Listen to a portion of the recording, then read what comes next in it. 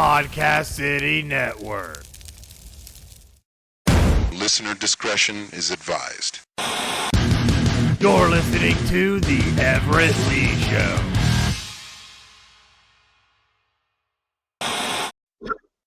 What's up, everyone? Welcome to the Everett Lee Show podcast. I am the Everett Lee.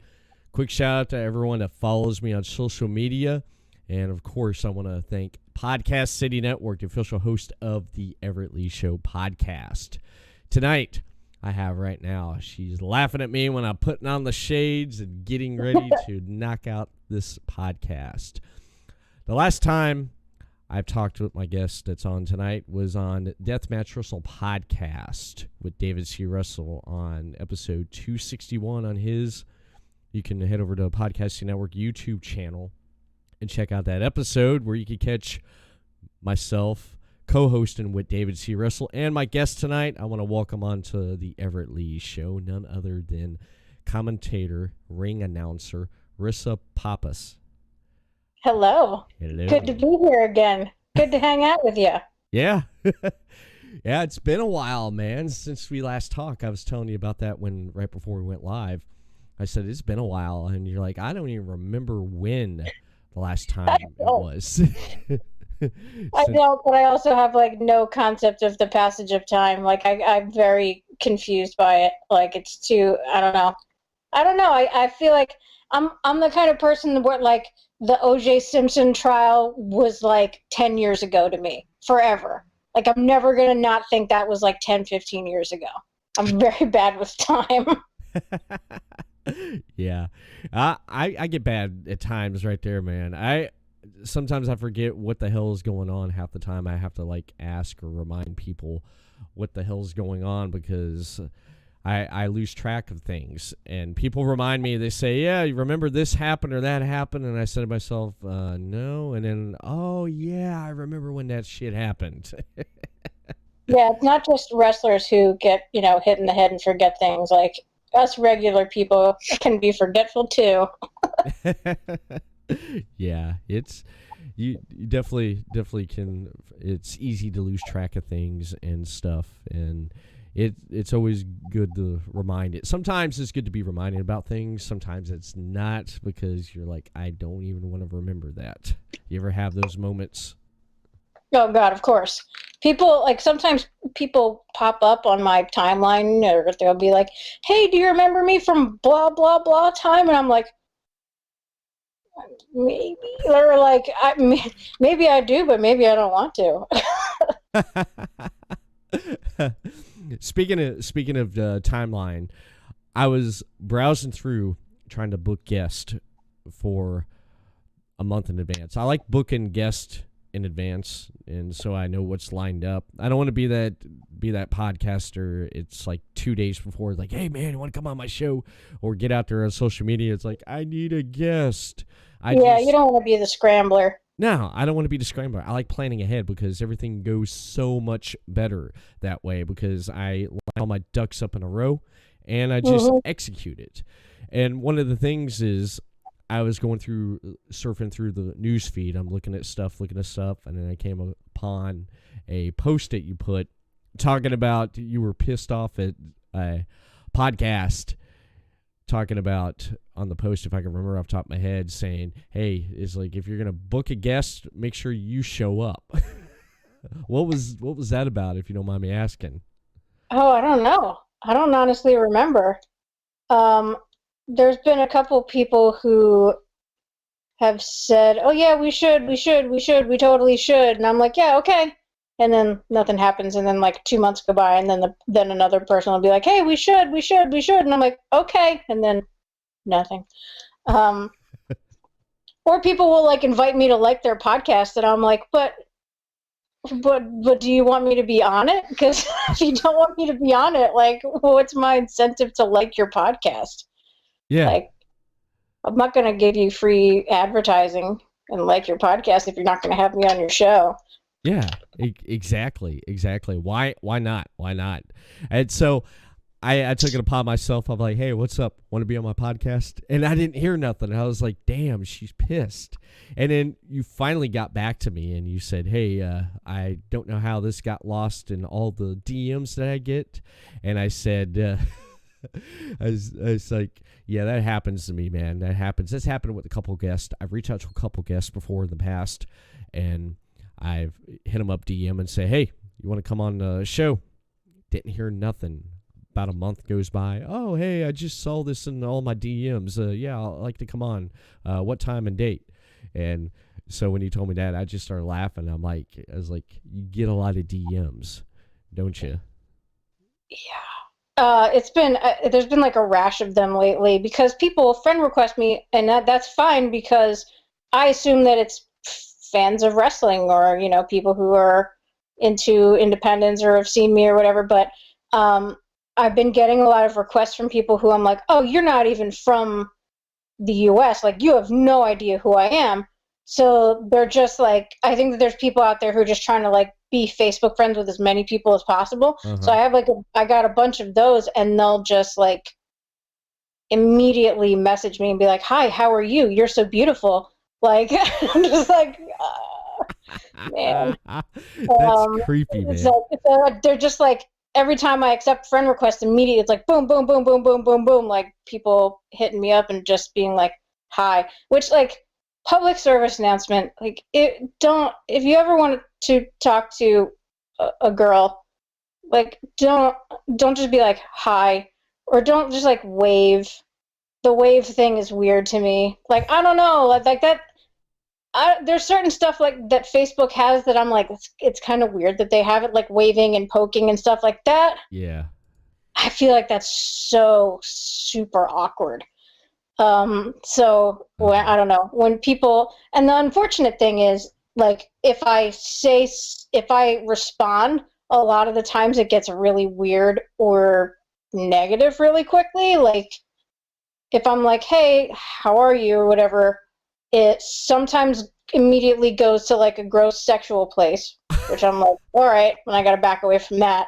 Or it'll eventually get to a point where they're like, we should go on a date. I'm like, no. And then it just becomes like, F you, you spoiled, ugly, fat, gross. And I'm just like, dude, like, come on. So it's like, unfortunately, a few people have like ruined it for the rest of them. So people, as soon as I become friends with somebody, if they immediately message me, I'm just not going to answer. Right. Because I can't handle. I don't want to deal with that. I don't want to deal with things getting like immediately awkward or sexually gross or super derogatory. Right. Like, I have zero incentive anymore to open these DMs from people, but they're just constantly. Which, I mean, I guess that's good problems, but also at the same time, it can be a little exhausting. Yeah, I can imagine. You get those creeps that get a hold of you, and they DM you, and then all of a sudden you see a picture up in your DM of their junk. Have you ever gotten those? I hate to ask, man. Have you ever gotten any someone's junk pics? No. Somebody sent me a voice message today, and I was like, it was like an audio message, and I was like, oh God. Like, what is this going to be? So I listened to it, and it was actually just like a love song, and I was like, oh my God, that's like the most innocuous thing it could have been. I was like, thank God, that could have been so bad. Like, it could, I don't know. It could be like audio of somebody like whacking it. I don't know what it's going to be. Like it, and for all the really, really nice people on there who just want to say hello and get to know you, it's like, unfortunately, there's been like 150 guys that came along before you who were all awful.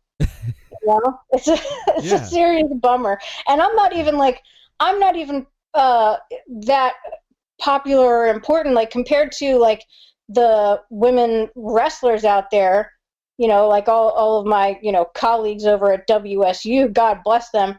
They get, like, I see it on their wall. They'll get on their timeline, they'll get like real weird comments and stuff. And I'm like, my God, that's not nearly as bad for me as it is for them. Oh, damn.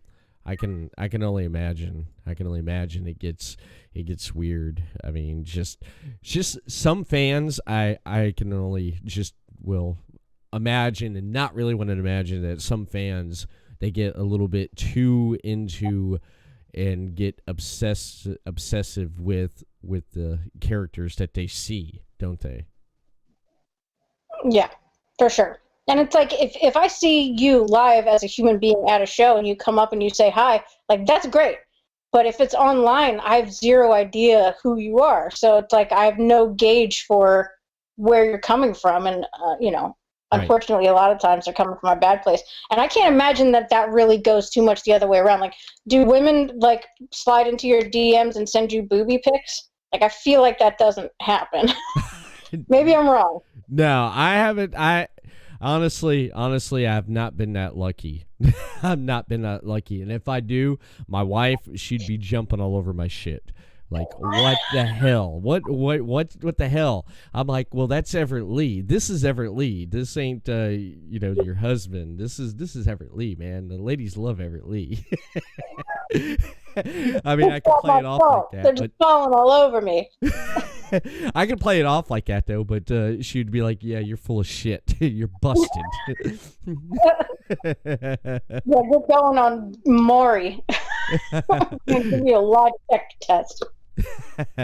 You ever talking about Maury? You ever looking at you ever see those memes of Hogan, or the one on Maury is like, I'm sorry, the results show that you're not everyone's brother.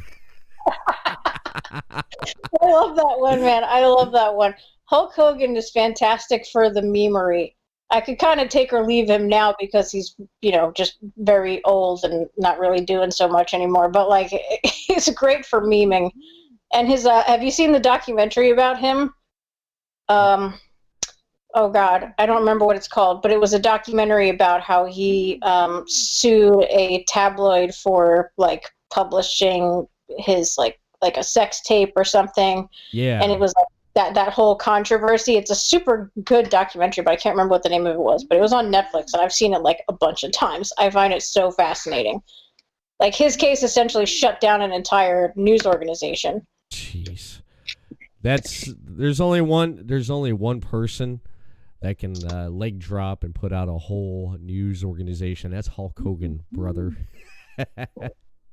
Oh, it's called Nobody Speak. It came out in 2017. I've watched it a bunch of times. I'm very obsessed with. I'm obsessed with documentaries about wrestlers that are not made by, like, WWE, because those are not real documentaries, and they're fantastic at churning out content where it's like, oh, look at Finn Balor preparing for his match at WrestleMania, and it's like this is one big promotional advertisement for WWE. It's not a documentary.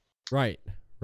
Yeah, I like watching those documentaries on Netflix. I watched one that came out years ago about the Glow, about the original Gorgeous Ladies of Wrestling. The original girls. Seen that one. Yes. Yeah, that was really good. That was fantastic. I've had Patricia Summerlin on. I've had her on, and I've talked with her back and forth on social media plenty of times. Really, really great person, really down to earth. She just recently had surgery done where she had her implants taken out because they were causing sickness to her, and were just cancerous, and she had them removed, and she recovered well. She recovered well, and she's back on her feet, and I'm glad she's doing great, but just a great person to talk to, and she does quite a bit. I mean, a lot of the Gorgeous Lady Wrestling, the original Glow Girls, they still do a lot, and I know a couple of them have passed away in the last 2 or 3 years, but I mean. Aww.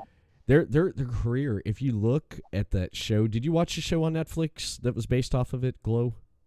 The with Allison Brie and Mark Maron and all that, yeah. Yeah. Great show. I don't know anybody who hasn't watched it and who doesn't love it. Yeah, that show is just great because it borderlines about a lot with the original Gorgeous Ladies of Wrestling, but the one thing is when that thing became popular, it kind of revived their careers because people were discovering, oh, there was an original Globe before this, and it's like, right, yeah, for sure. yeah, and so all like their careers just like jump back into just people like rediscovering them and knowing who they are, and that's great. That's Yeah, I would love to be on a show where we have some of the gorgeous ladies of wrestling, even if they just come in just to, sign autographs. That would be awesome to meet them. Because I've met a ton of wrestlers who have been around for a really long time, like your Tony Atlases and Abdullah the Butcher, and I've met and like really great guys, but like there's not as long of a history of wrestling that goes back that far for women wrestlers. So Glow are some of the earliest women wrestlers that are out there, so they're definitely on my bucket list of people to meet, because even being a ring announcer and being kind of like quote unquote in the industry, like everybody who's in is still also a fan of wrestling, otherwise they wouldn't be there in the first place. So there's definitely still people I would hope to meet someday. Yeah, definitely. I mean, yeah, there's some I definitely would love to meet, and there's some that I've met before. I think in the last couple years I've had one not so good encounter with a wrestler, and that was Animal from the Road Warriors. I believe I forget which one's alive and which one passed away. I forget which one, but the one that's still alive, I met him a while back, and it was awkward. It was awkward. I got my picture taken with him, and I tried talking to him, being like, "Hey, what's up? Appreciate everything you've done in wrestling." And JJ McGuire, I talked to him. You've heard of JJ McGuire? He collaborated with Jimmy Hart on a lot of the wrestling entrance music. Okay. Yeah, I mentioned to him. I mentioned JJ. I said I'll be meeting Animal, and he said tell him about SummerSlam '91 when they were in Wimbledon, and I mentioned that, and he was like, "Yeah, good times." And I tried to talk more to him and say, "Hey, here's JJ's number. He wants you to give him a call when you get a chance." He kind of just like brushed me off to the side, and I was like, "All right, fine. Nice talking to you," and I just walked off. It's just like, what the hell? Like if I was talking to you, like you were talking to me, and then all of a sudden I'm just like, yeah, okay, and then I just that just burns me in a way, and I'm like, whatever. Yeah, it's tough because they're just also regular people who sometimes are having a bad day, or they're not feeling well, or they're very hungover, or they just got some crappy news, or they're in a lot of pain or whatever. Yeah. And so, sometimes you're not getting like the best version of them that you could, or that they wish they could give you, and sometimes they just can't. Yeah. But I think that's kind of like with all celebrities, like everybody, like I remember, because I'm apparently like stuck in the 90s or whatever, but I remember like one time the Icelandic singer Bjork like attacked a camera person, like just like went, like somebody was asking her a question in an airport, and she was just like, "Gah!" and like went for him. Like sometimes they just snap. So They do. So, celebrities, yeah, they just snap. I mean, hell, talking about like in the '90s, there. Look at what happened with Britney Spears, man. She went ape shit there for a while. Yeah, she shaved her head and stuff. Yeah, she was like, she had a breakdown, and it's unfortunate because when you're a celebrity, everybody witnesses the breakdown. You don't get any like real privacy about it. So I mean, I don't know. It's tough. It seems like it's pretty tough being famous for all the glory of it. I'm sure, like logistically, it's a nightmare. But wrestlers are interesting because with the exception of the people who are super famous right now, like all your WWE people and stuff. With the exception of those people, most wrestlers are kind of just like very down to earth celebrities, because it's definitely a form of celebrity, but it's also very like niche. Like not everybody even knows who Road Warriors are.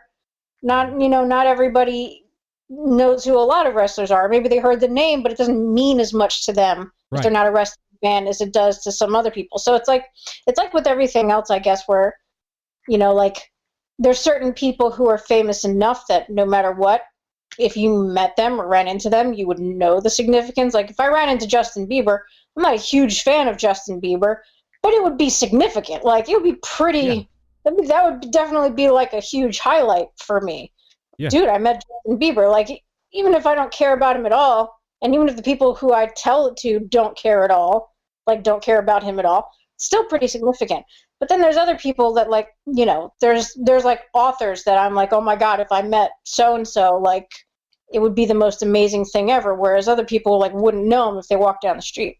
Right. I guess everybody's important to somebody though. Mm-hmm. Hopefully. Yeah. No, I mean, yeah, I get it. I definitely do get it. I wanted to point out, though, the chat, man, since we've been live, has been on fire, man. I want to thank everyone tonight tuning in right here on the Everett Lee Show on twitch.tv/podcast network and right here on the facebook.com/the Everett Lee. If you are new to the page and you're new to the podcast, hit that thumbs up, man. Give me that thumbs up and follow me for when I go live with interviews such as the one you're viewing right now and listening to on the social media platforms or audio platforms. You can listen to Everett Lee Show on Podbeam, Stitcher Radio, and iTunes. So download those and follow Everett Lee Show. But let me read off some of this going on in the chat here, Risa. Are people sending you all those booby pictures that you haven't been getting? Not yet. Not yet. If I didn't get a strike or ban, I'd probably like throw them up on the screen though. But then it probably wouldn't work out that well. But David C. Russell from Deathmatch Wrestle Podcast says hello, Everett Lee, and hello, Risa. And how's he doing? I heard that there was a show, I don't remember when it was probably months ago now, because like I said, I have no concept of time, but I heard that he got like clobbered in a Royal Rumble match by accident. I don't know. He never did mention anything to me about that, man. I'll definitely have to ask him. I heard that somebody like tumbled out of the ring and flattened him. So I hope he's okay. Yeah. Also, yep, David was commenting on all the stuff we're talking about, the junk list, and mentioned about Hulk Hogan Gone Wild, and he definitely says documentaries. A good one to check out is the one with Brody, Bruiser Brody. That's a good one he mentioned.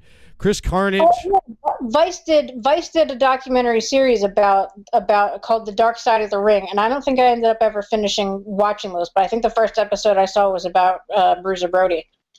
Okay. Yeah, I definitely have to check that one out there too. Chris Carnage from the Chris Carnage Show and Final Score, Chris Wilson. He said, "Yeah, buddy."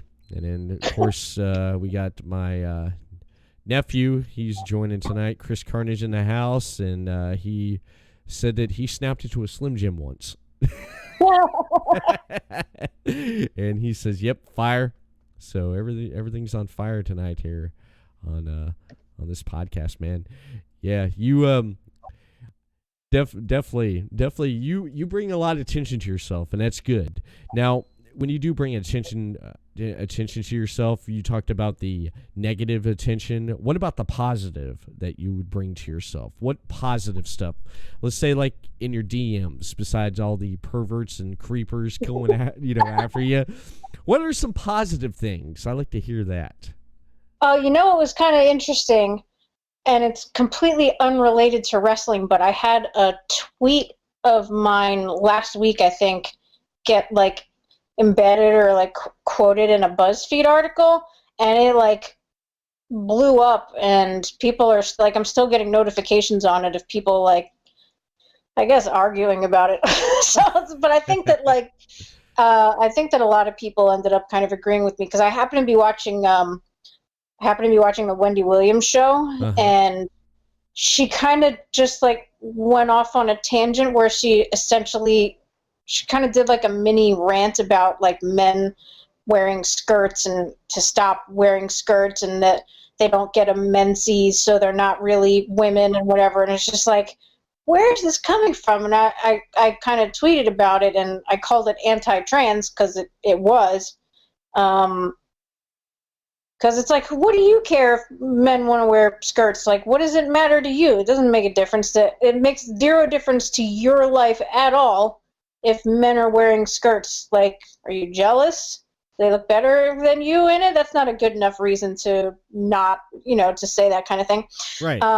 Right. So they put it in a BuzzFeed article, and then later on that day, I think because of all the negative reaction to it, she put out like an apology, and she kind of said like, I need to do better, and I recognize that a large portion of my fan base are LGBTQ, and I don't want to alienate anybody. And it's like she did the right thing, like yeah. So, and I also don't like want to be one of those people who piles on celebrities and like tries to twist their words around, but she was just clearly going on like an anti-gay people rant. Right. And I think people sometimes kind of like, the longer they talk, the more they work themselves up. And I honestly think it was one of those kind of things where she just like, I don't know, she just kind of kept going and ended up in a place where she maybe didn't intend to. Uh-huh. So she ended up doing the right thing and apologizing, and I tweeted that too, but nobody saw that one. Like, I've gotten zero response on the one where I'm like, look, she apologized. Like, I'm trying to be conscientious and not just be like, yeah. Boo, you did one bad thing, cancel Wendy. Like, don't cancel Wendy. Yeah. Don't cancel anybody, yeah. Really. Yeah. Give them the opportunity to make things right. Right. If Wendy Williams gets canceled, I don't know what the hell my wife's going to watch, because she watches her. She has her TV programs that she watch. She'll go through and if she can't watch them, then what she'll do is she'll record them, and then she'll go back and watch them. And yeah, if Wendy Williams got canceled, my wife would probably lose her shit.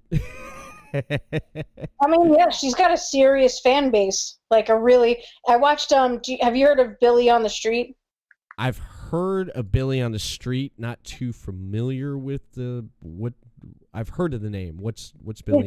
He's just like a really intense comedian, and he runs around the streets of New York and asks people questions, and sometimes he drags a celebrity around with him. And he had John Oliver from Last Week Tonight with him, and they're running around, and he's like, I bet you that gay people have no idea who you are. So they're stopping people on the street being like, are you gay? Yes. Do you know who John Oliver is? And they're like, no. And he's like standing right there, and he's like, I have an HBO show, and they're like, no. And then Billy Eichner started saying like, okay, but do you know who Wendy Williams is? And they're like, yeah, I love Wendy.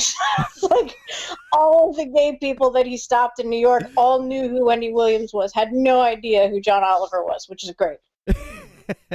That's great. That is great. That's great.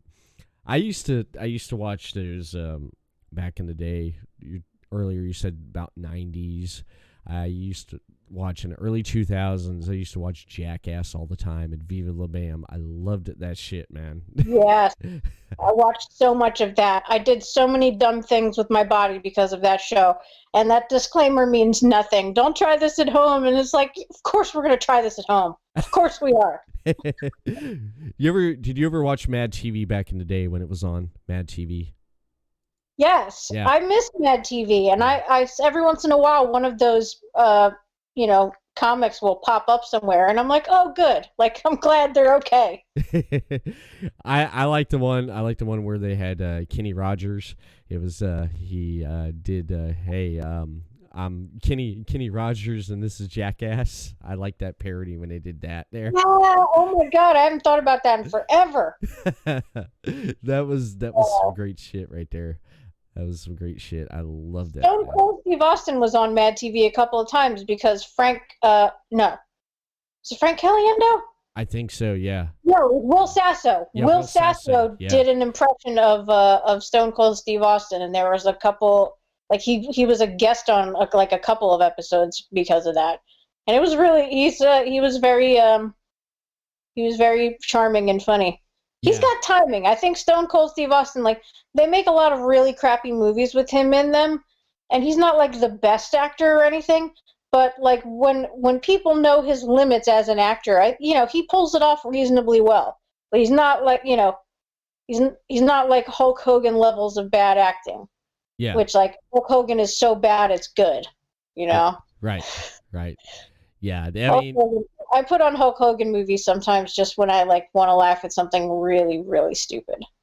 Like that's like a guilty pleasure for me. Like putting on like there's a one where he has to be a nanny to some like rich brat kids. There's the one where he's like an alien and he comes to Earth and he's got to arrest another alien or something. Like there's a bunch of terrible movies with him in them from like the late 80s, early 90s. And then what's it called? What's the main one? Which one? No, it's not Over the Top. That's the arm wrestling movie. Yeah, that's Stallone. That's Stallone. No, what's the one with Hulk Hogan in it, and he fights Tiny Lister. Oh yeah. I know which one you're talking about. I'm so upset that I can't think of the name of it right now. No Holds Barred. Huh? Yeah. No Holds Barred. Yeah. No Holds Barred is one of my favorite movies to watch. Like sometimes if I have people over my house who are not wrestling fans, I'll just put that on in the background, and slowly by the end of it, everybody's paying rapt attention to how ridiculous No Holds Barred is. It's fantastic. That's great. I love it. I love it. That's great. I haven't seen that movie in years, man. I haven't seen that one. And what's another one that he did? Mr. Nanny or The Nanny, where he was a bodyguard for those kids. Mm-hmm. Yeah, that was another one right there. And then there's what else is there? Damn, I can't think of the shit. Oh yeah, he did the TV show Thunder in Paradise. That was good. You're like, that's not the word I would use. Yeah, I mean that was I liked it when it first came out because I was only like 14, 15 years old. I was like, this is great. God. This is great because I was a Hulk Hogan fan. I loved it. Because it was something, because if you remember back in the day, NBC had that show called Sequest. They had that show Sequest. And then Thunder in Paradise came out, and they went head-to-head with each other. And then at the end, Thunder in Paradise ran that one season, and that was it. It was done. And then after that was done, then everyone's like, yeah, Sequest it beat Thunder in Paradise. And then like a few months later, they canceled Sequest. They're like, done. Because they tried to go for like that period of time. It was like all about boat dramas, I think. Or like it just wasn't really working. It was like a really quick phase, and then everybody got over it like immediately. But there was like a great golden time where like Miami was the place to be, and it was all about like the pastel colors and like the super, super short shorts. And I was growing up like as a kid in like the 90s. I'm like, oh, that's what people do, I guess. Like people just wear really short shorts and just hang out at the beach all day, and everybody's blonde. I guess that's reality. Like that's very much warped my perception of reality when I was a kid. Yeah. Oh, the pastel. There was so much like pastel and neon and stuff. It was just like we had just discovered that those colors existed or something. Like maybe like highlighters had just been invented, and it's like, let's just put that shit everywhere. It was a terrible time. It was. I had some of those bad clothes as a kid in the late 80s and early 90s. I had those bad clothes, man. I did with the neon stuff. They had the one saying like, yeah. It just I had to wear that shit, man. I had to wear that shit. I go to school. You didn't have a choice. Yeah, I didn't have a choice, man. I didn't have my choice. It was what my parents could afford. And then I go to school, and then you get those kids that have about anything their parents would give them. They come to school wearing fucking Air Jordans and like nice like Fabu, what the hell? I don't even know, designer clothes, and they're coming to school looking like that. And here I come with my $9.99 Walmart outfit. You know, I got to school. It's like, look at my imitation Nikes. I got Payless for $9.99. Just that's all I can afford, man. And then I would get poked fun at and stuff. And then I always said to myself, I'm gonna get a pair of Air Jordans. Well, eventually, it took me last year.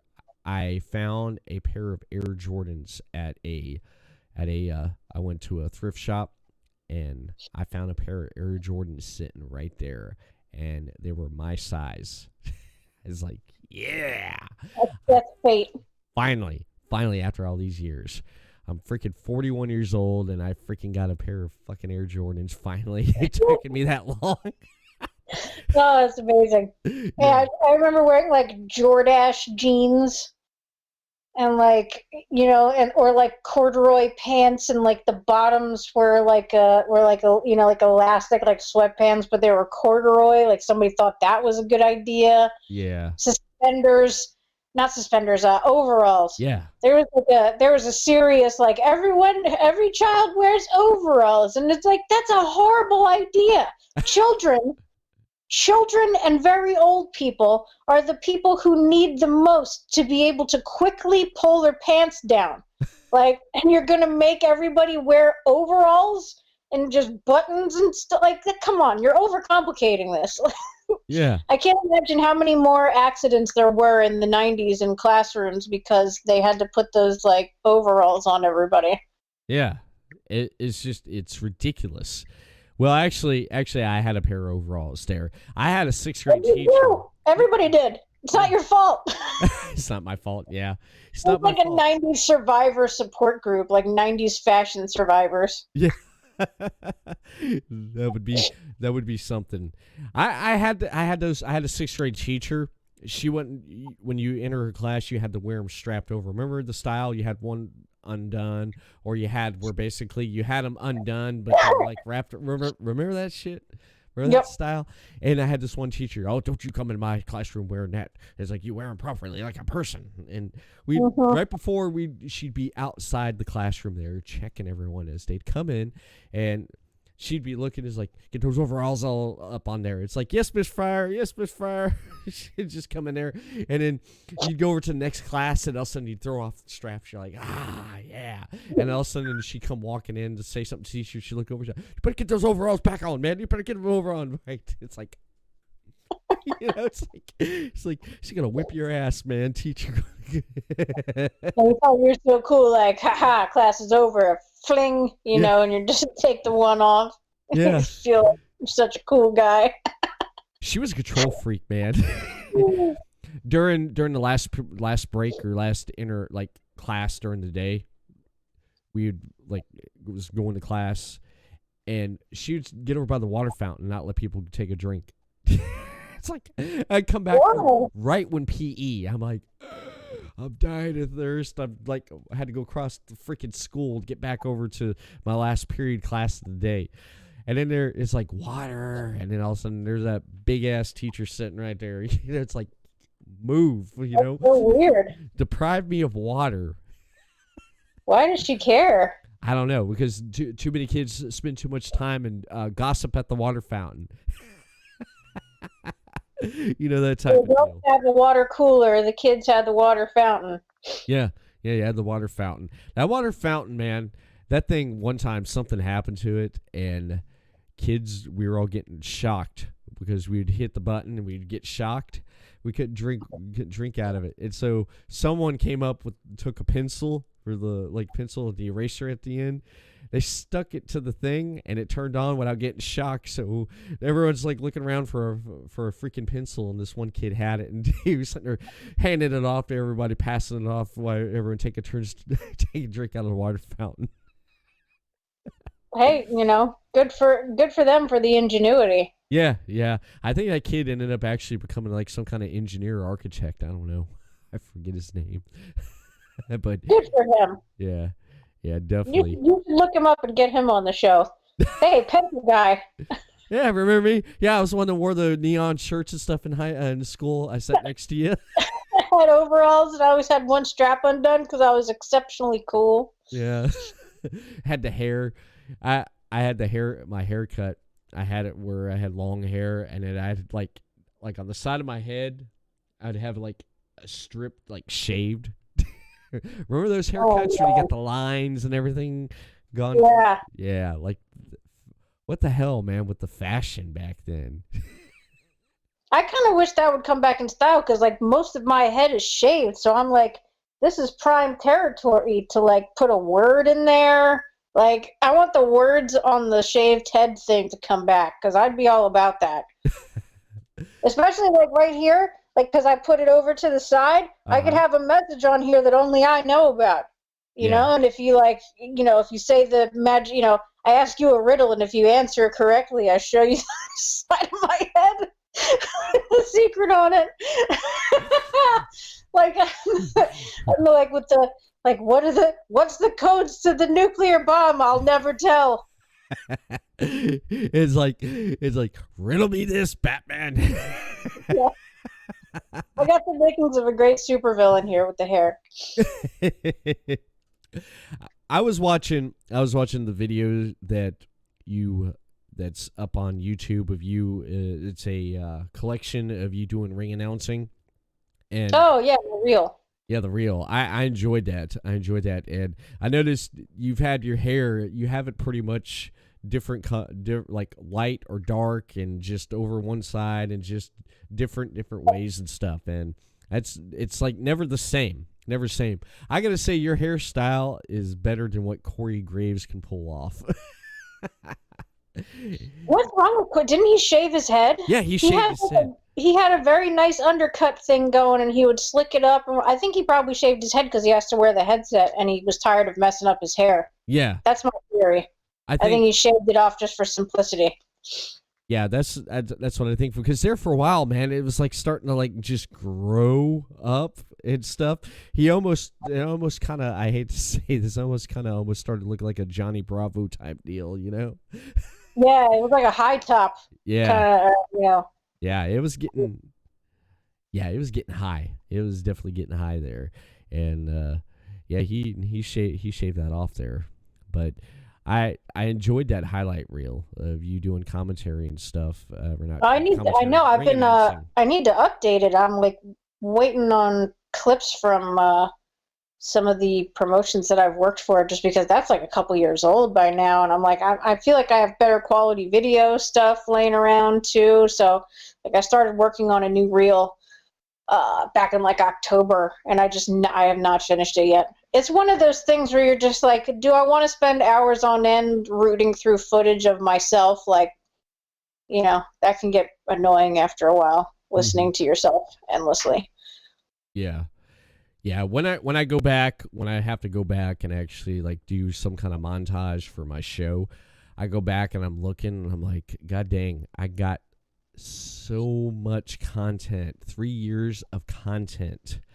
Yeah. Of as of right now, 172 episodes, counting this one. I would say, it's like so much content to go back, and there were some episodes where they were great, some were, and then there were some that were just off the wall, just great. And then a lot of interviews I've done so many interviews.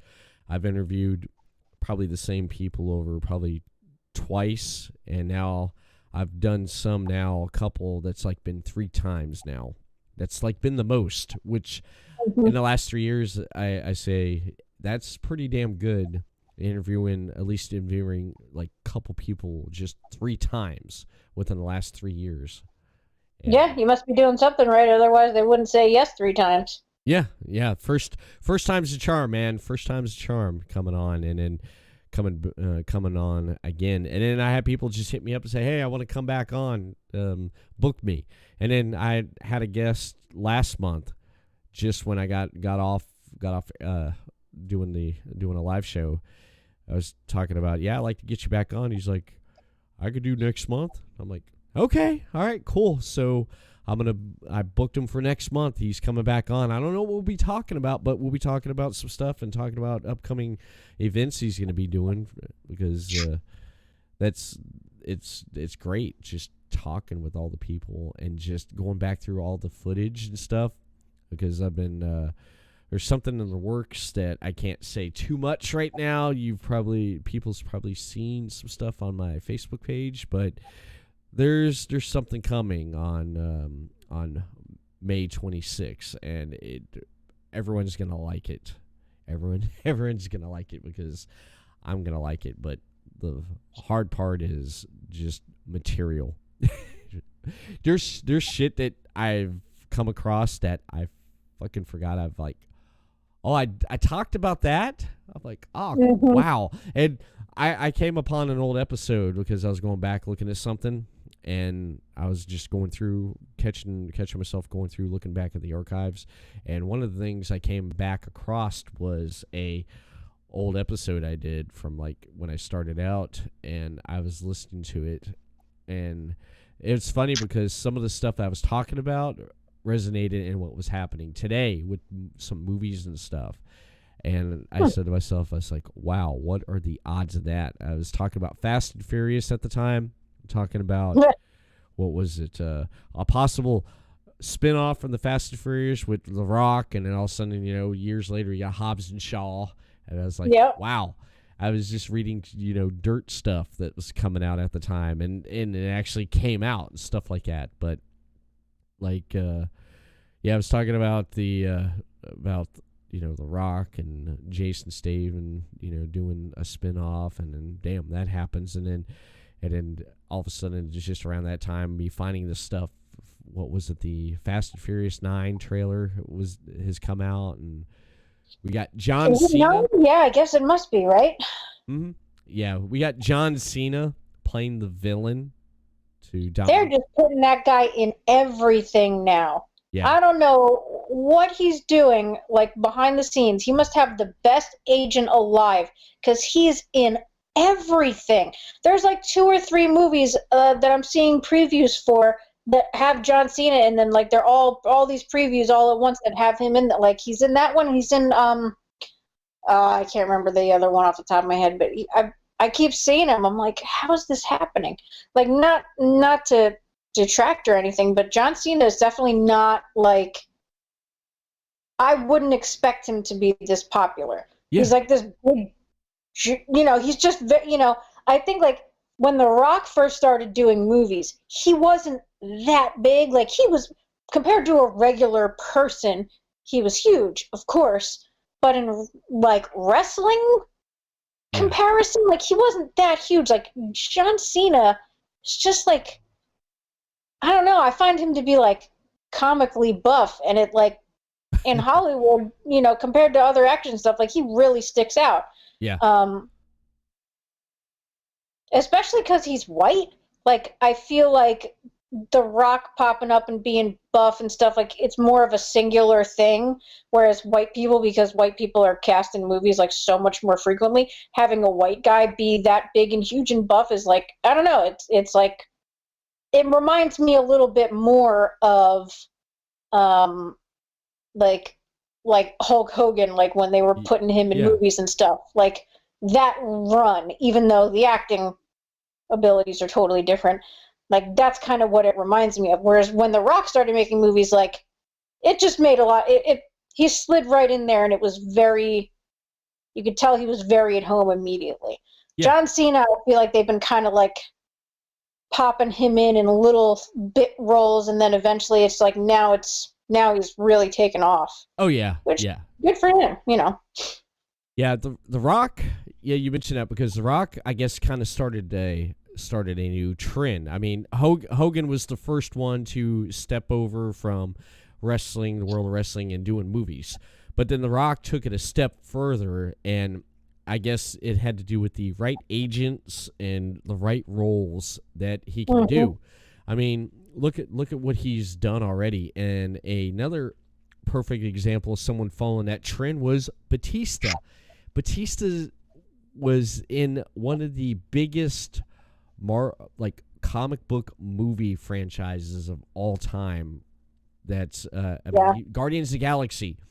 I remember when I heard about Guardians of the Galaxy when I first came out. or when it was about to come out, a lot of people were like, this was a B-rated comic no one really cared too much about. They were part of the Infinity Gauntlet story in the comics with Thanos. They came in to help the Avengers. And people said, well, I don't think a movie like Guardians of the Galaxy is going to do well compared to what the first two Avengers did. Boom, it blew up big. It made the comic popular again, and it made big. It helped. It made a lot of a shitload of money at the box office, and it actually helped Chris Pine, and it helped Bradley Cooper and Vin Diesel. I mean, you had a good cast there, and even Batista playing Drax. That was freaking. I love his performance as Drax, the Destroyer, and he's went on and he's done. I mean, some great stuff. I mean, hell, he was a villain in the last James Bond movie. That's right. Yeah. Yeah, he was. He's doing well too in a way that I did not expect. Especially when you think about the way his character was portrayed back when he was in WWE. There was the whole rah, he was, so. But also, I think Guardians, in terms of Marvel stuff, Guardians is kind of that they're my favorite ones, and I knew nothing about Guardians of the Galaxy, the comic book. I know very little about Captain America. The whole, I know who Spider-Man is because everybody knows who Spider-Man is. Yeah. But I was very much not in tune with any of that whole thing. And I saw Guardians of the Galaxy. I was like, okay, these are my people. And because it was so silly and goofy and lighthearted and stuff, and previously the only movies that were really like that were some of the Iron Man movies, I guess. Yeah. I think that they kind of reopened the door to hey, we don't have to have all these movies be super gritty and super serious. So then you have afterward you have more Thor movies that are really goofy and funny, and then all of the following, well, not all of, but a lot of the other Marvel movies that came after that had that kind of lighthearted vibe. And I think that it kind of turned, I think Guardians coming out when it did kind of helped turn the Marvel franchise back into, not back into, but helped it further differentiate itself from what DC was doing. And unfortunately, DC did not do great. No. Yeah. By comparison. Yeah, the DC now, I'd have to say DC has, they conquered the small screen. If you look at the CW shows they have. That's true. Arrow, Flash, they conquered. DC has done fantastic on the small screen. But the big screen, that's where Marvel rules. And Marvel, I mean, they've had, was it Agents of S.H.I.E.L.D. that was pretty successful. But when it came to DC trying to do big movies, some of them were just, I mean, I'd have to say, the newer ones have been so-so, but the only new movie I can think of, and I agree with that right there. My nephew pointed out Wonder Woman. Wonder Woman was fucking fantastic. I love that. Wonder Woman, when it came out on my birthday, so I took myself out to go see Wonder Woman on my birthday. It was awesome. That one was, I feel one of the last ones where they actually did a good movie, where I'm that is a solid, good superhero movie, checks all the boxes, does all the things that it's supposed to do, and doesn't do extra stuff that it's not supposed to do. Right. And every movie that came afterward, they've just been all over the place. Yeah. They're guess what? Gritty, dark, we're going Nolan with the Batmans, and then it's now it seems goofy. It's played out, so now it's a parody of itself. You can't even do that anymore. And then they're guess what? Aquaman movie. And it's just this, it's so overstimulating, so much more color and saturation than is necessary. Every single thing in the shot is in focus for no good reason, and there's it's this Technicolor acid trip nightmare. There's at least a half an hour and at least one subplot more in that movie than there needed to be. Yeah. It was a nightmare. It was watching someone's bad acid trip, that movie. I actually have not sat down and watched it yet. I was gonna watch it this past weekend though, but I ended up watching something else. And unless you're like a DC completist, I think you can probably skip that one because they already introduced him and they had the big huge battle with the Justice League, and then that's another thing, they put out this Justice League movie before you have Aquaman have his own origin movie. So then they felt like they needed to like amp it up more, and it's like you didn't have to amp it up more. You didn't have to make it be like Dolph Lundgren is in it for some reason, and he completely wasted like oh god, what's her name? What's his mom's name? This is gonna kill me. Amber Heard, the one who shit on Johnny Depp's bed. No, that's the love interest. Yeah, that's the love interest. What's the mom's name? Oh, I forget.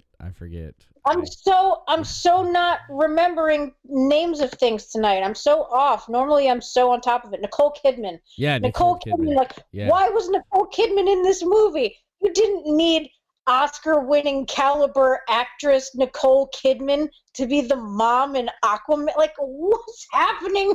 The whole thing, it was like, I feel like they just had a bunch of ideas on a wall and they just like threw darts and they're like, that's what we're gonna do. You see, Zack Snyder, DC hired Zack Snyder, and Zack Snyder, he took a shot at Marvel and said, comic movies aren't supposed to be happy and funny. They're supposed to be dark and gruesome and gritty. And that's why Batman vs. Superman.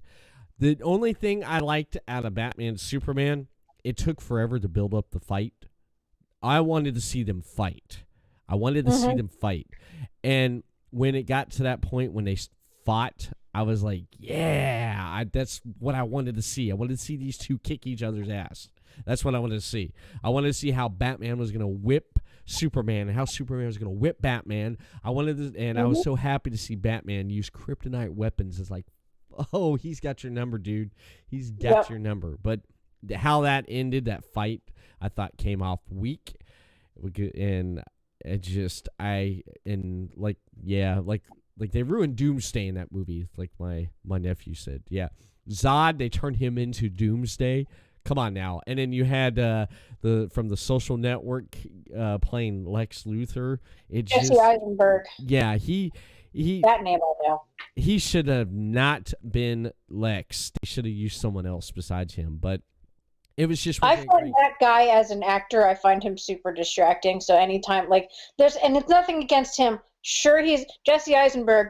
You're never going to hear this, but if you do, you're probably a swell guy. He's just one of those people where I just don't like his face. Yeah. And I can't, he's one of them. Jared Leto is another one where I'm just like, if I never see your face again, I will be happier. I don't know why, he just irks me. Certain people just bother me. Right. Speaking of Jared Leto, I think he's found that role that is going to define him, like Robert Downey Jr. found Iron Man, Tony Stark. Because when you think of Robert Downey Jr., you think Iron Man, Tony Stark. The role that I think that people by next year will be saying when they hear the name Morbius, they're going to say Jared Leto, because that trailer looks fucking awesome. I don't know. I didn't even see it. Morbius, look it up. Look it up on YouTube. Morbius, the living vampire. They introduced him in the comic book story with Spider-Man, where Peter Parker, he grew 6 extra arms like a spider, and he was trying to get a cure.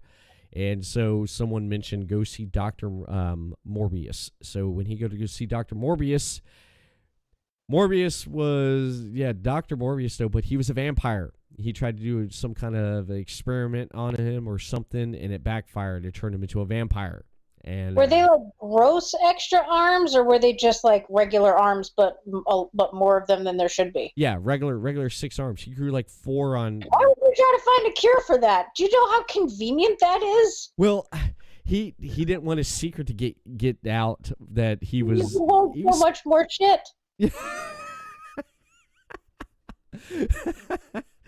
I like that. Like, I'm one of those people who, at all times, if I could, I would be walking around with 2 drinks. Like, I like to have a glass of water and a glass of something with flavor in it, and I go back and forth. That would be really convenient if I had like a couple extra arms. I could just carry 2 drinks with me all the time. That's honestly my dream. That would be something right there. Yeah, you wouldn't. I wouldn't leave the house, man. But I would leave the house. I would go back to wrestling school if I had extra arms. That's an advantage that no one else in the ring can get over you. I could just, if I got strong enough, I could be holding like 3-4 guys at once and just slam them. I want to go see this movie. This movie is my goal now. What to grow 6 extra arms?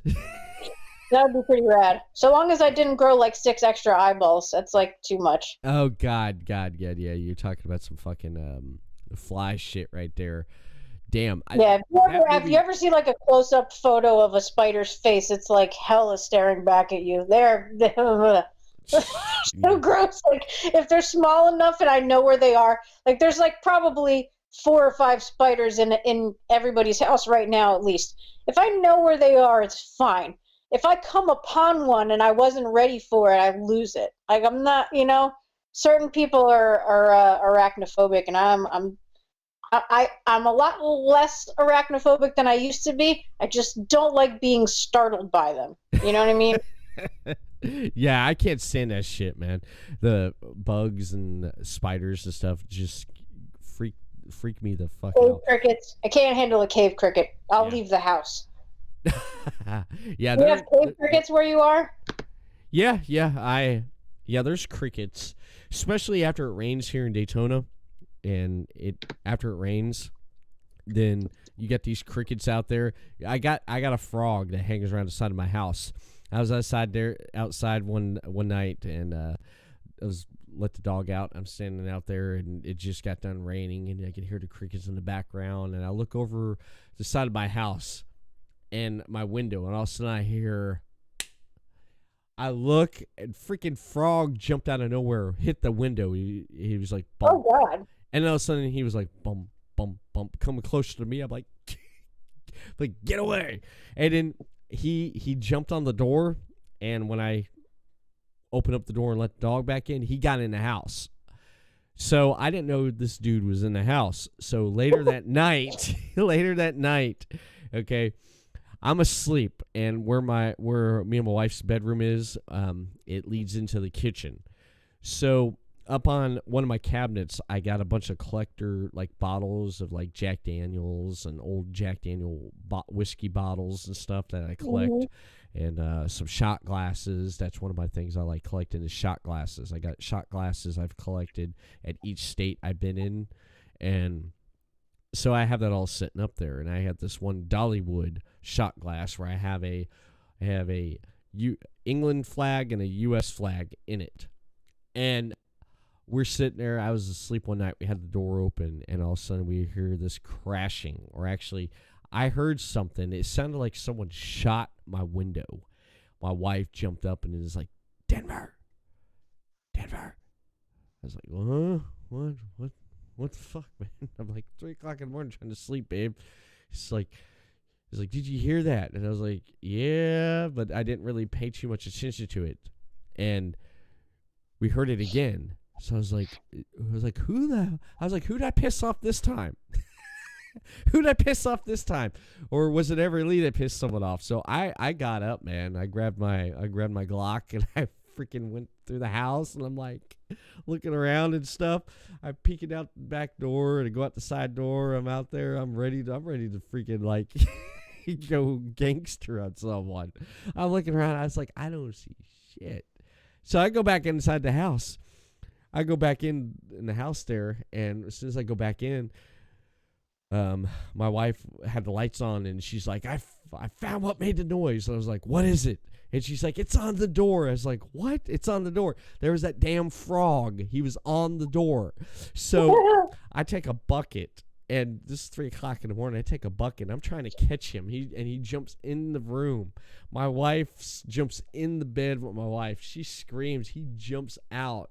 He's jumping all around the room, and he jumps back out into the kitchen. I'm like, I get him in the bucket. So it's like he's on the ground, so I throw the bucket on him, and I basically slide something up underneath him. And I'm like, okay, so open up the door, and I throw him out. And so I put the bucket back down. All of a sudden, he comes back out of the bucket. I'm like, son of a bitch, he hung on. So I'm trying to throw him out, and he's like, I ain't going nowhere, motherfucker. I'm not going nowhere. It's nice in here. So I'm sitting there trying to get a frog out of my house 3:30 damn morning. I finally get him out.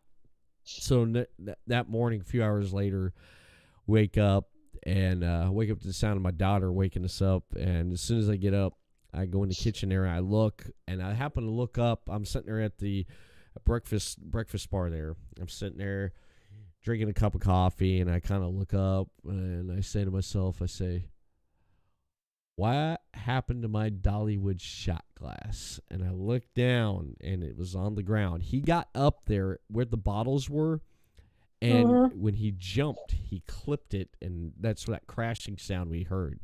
But the funny thing is, that shot glass did not break from being up that high, and it hit the ground. That's crazy. I mean, because up there, he could have knocked over like everything. You know, he could have knocked down bottles, and they would definitely have broken bottles. He would have broke, you know. So a shot glass is probably the best thing he could have knocked over, really, because they're small and the glass is thicker. So if it had been like a full size bottle, it would have shattered all over the place. Yeah, that would have been the only drawback on there if he would have hit that. He would have hit a full size bottle. The son of a bitch would have fell over, and it would have shattered. But yeah, that Dollywood shot glass. I have hard tile stone floor in my house, and it hit that there, and it didn't even bust. Didn't even put a scratch or anything in it. I was surprised. That's crazy. Yeah. I was. Do you have lizards in Daytona? Yeah, we got lizards. They hang around. I watch them run around my fence all the time. I'll be outside there, and I'll watch them run up and down the fence there. And one day I saw one that was just freaking great. One was just sitting there, not even moving, not even doing anything. And this like bee comes flying by, and all of a sudden he was like, Choo. I was like, what the hell? I love lizards, man. I would love to move down to Florida or like New Orleans or whatever. I want to be in lizard country. Like that's the climate for me. Like if a lizard can survive there, then I'll probably be good there. I'm not one of these like cold weather people. Everybody I know is like, oh, the snow and it's so beautiful. I'm like, no, it's not. It's not beautiful when it stops and I have to go out and shovel it. I'm not interested in that. I don't want to be cold. I would run. I don't know.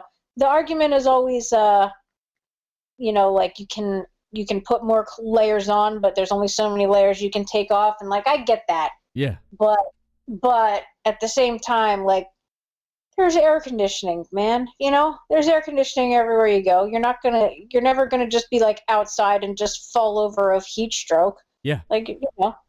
Yeah. Just go in. I have no problem being constantly covered in like a layer of moisture at any given time. Like I'm not my nose will pop like a cork from a bottle of wine anytime it's remotely dry out. So winter is like the worst for me, but Florida is like nearly tropical. So it's just constantly like that moist heat, and people from Arizona come over and visit New Jersey, and they're like, what's wrong with this place? It's terrible here. It's so wet. It's disgusting. I'm just like, used to it now. I'm used to it, man. Like we have the same amount of moisture in the summertime in New Jersey as you guys do in Florida for sure. Yeah. My wife's from New Jersey. She's from New Jersey. My wife is. Where at in New Jersey? I think it's Middleton. That's where she's from. Middleton. Yeah, Middleton. That's like the most generic town name. Now I gotta Google it. Yeah, she lives there. It's like more like middle of Jersey there, like okay, next to Middleton. It's near Long Branch. Hazlitt around there and stuff. Yep. Okay. Yeah. That's where she grew up at. She took me out to the boardwalk one time when went up there to I gotta point this out. My nephew said, "Yeah, here in Florida we got lizards and crackheads." All right, well, if you've ever been to certain neighborhoods in Philadelphia, we got those too, not the lizards. I think there's more. I want to say that there's more meth in Florida, but Yeah. you know what? I think Florida gets a really bad rap. There are different. Florida is so big. Uh-huh. There are like multiple. It's like 5 different states in one. Yeah. Like, depending on where you are, is like completely different vibes. And then you'll be driving in Florida, and you'll drive for like 2 hours without seeing another car. Like, it's bizarrely big and empty, and also just like insanely infested with people. Yeah. It's a bizarre place. It is. But It is. Cool. I think it's neat. I like it. Yeah, it's pretty neat. There's a lot to do here. I mean, we got Disney and Orlando. There's always stuff to do there.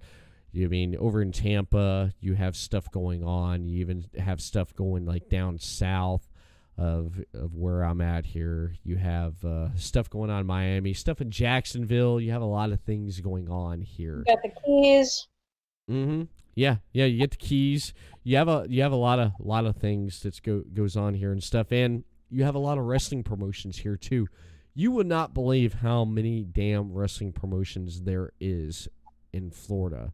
It's freaking crazy, man. Dusty Rhodes made Florida wrestling popular back during his time, man. I mean, he put Florida wrestling on the map there with the stuff he was doing with Florida Championship Wrestling, and he brought a lot of attention to it there. I mean, now you have, if around my area here, if you have, there's Go Wrestle, and then up north from me, there's I know of Knockout Wrestling, and in Orlando you got MLW, and then south of me in Cocoa you got ARW Atomic Revolutionary Wrestling, and then over in Tampa, over in Port Richey area, you have wrestling there too, and then there's so much wrestling, you don't know, it's just so diverse. You can, if you can't find a wrestling promotion in Florida, you're not looking. Mm-hmm. You're not looking. Sounds and good. You got good ones, and you got bad ones, and you got some that start up, and then some that are just not great, and you got some that are run by people who don't know what the hell they're doing. And you got some. Well, that's everywhere, though. Yeah. Everybody's got to start somewhere. They got to have their first show, and it's never going to go the way that they wanted it to. So.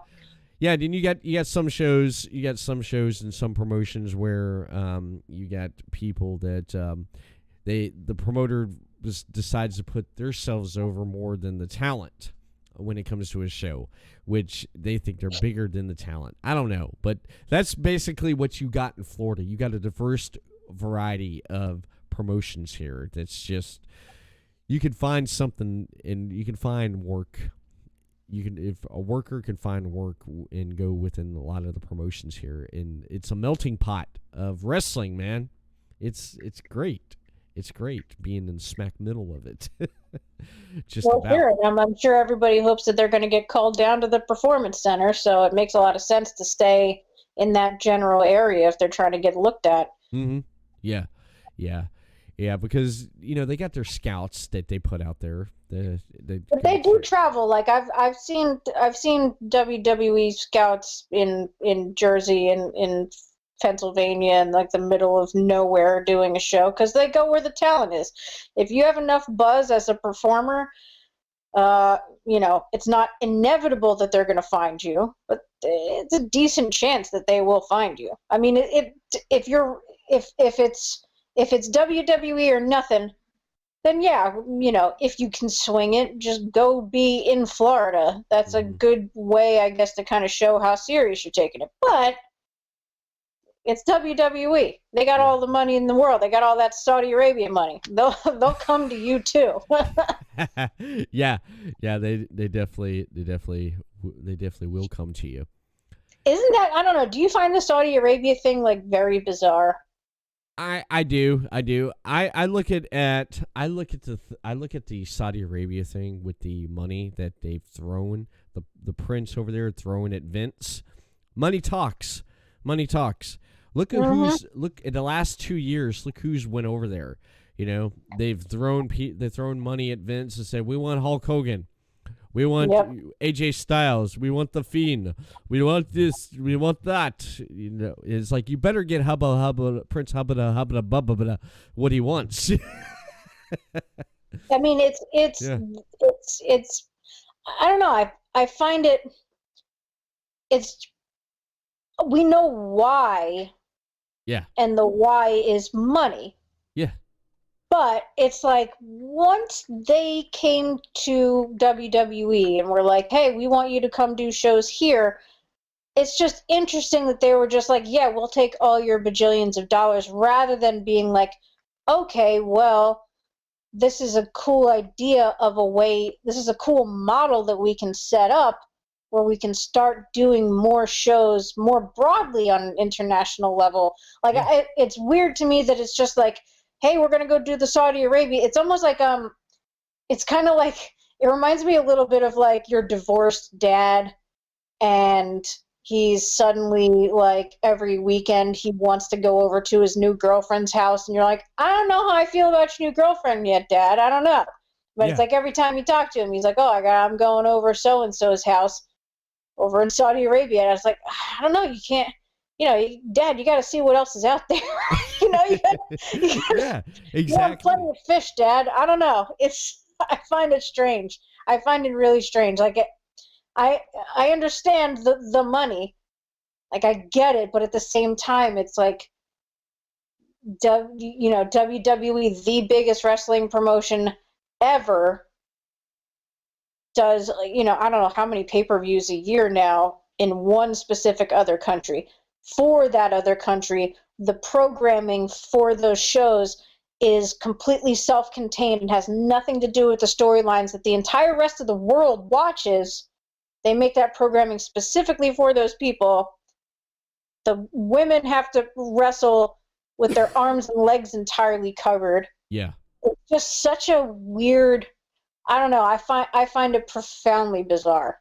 And it's like, again, I know why, but it doesn't I know why, but it still doesn't really, I don't get it. I'm trying to wrap my head around it. Yeah. And the XFL also coming back and being a thing again. I'm also sort of like, yeah, okay, I'm sure that they think they're going to make money, but like, why? Why is this happening? Well, I can answer one thing about the XFL. If you look at how the XFL was back what, 20 years ago, how that started out, they weren't too prepared. Everything was an idea, and when that idea started becoming a reality, and then everyone decided, well, yeah, this is going to be great, and they started forming the teams, and they threw everything together, and then they started playing games. Their first show, I mean, their first game was like, ratings was just like, bam, it's like, yeah, this is new, this is going to stay. And then you had some people who, after a while, started dropping off watching it. They're like, this ain't really that great, because they figured it was going to, when they said Vince called it smash mouth football, you figured someone's going to be running out there on the field like Stone Cold with a chair, whipping someone's ass. Yeah, they promised promised that it was going to be a lot more gimmicky than it could possibly be, and still be football. Yeah, that's what the whole idea was there. But one of the things was that when it was just also too, he said, smash mouth football. This is football. Okay, we got football. And in the names of the teams was funny. That was gimmicky, but it was just everything from that first FXL was just thrown in together, and it wasn't actually planned out timely wise.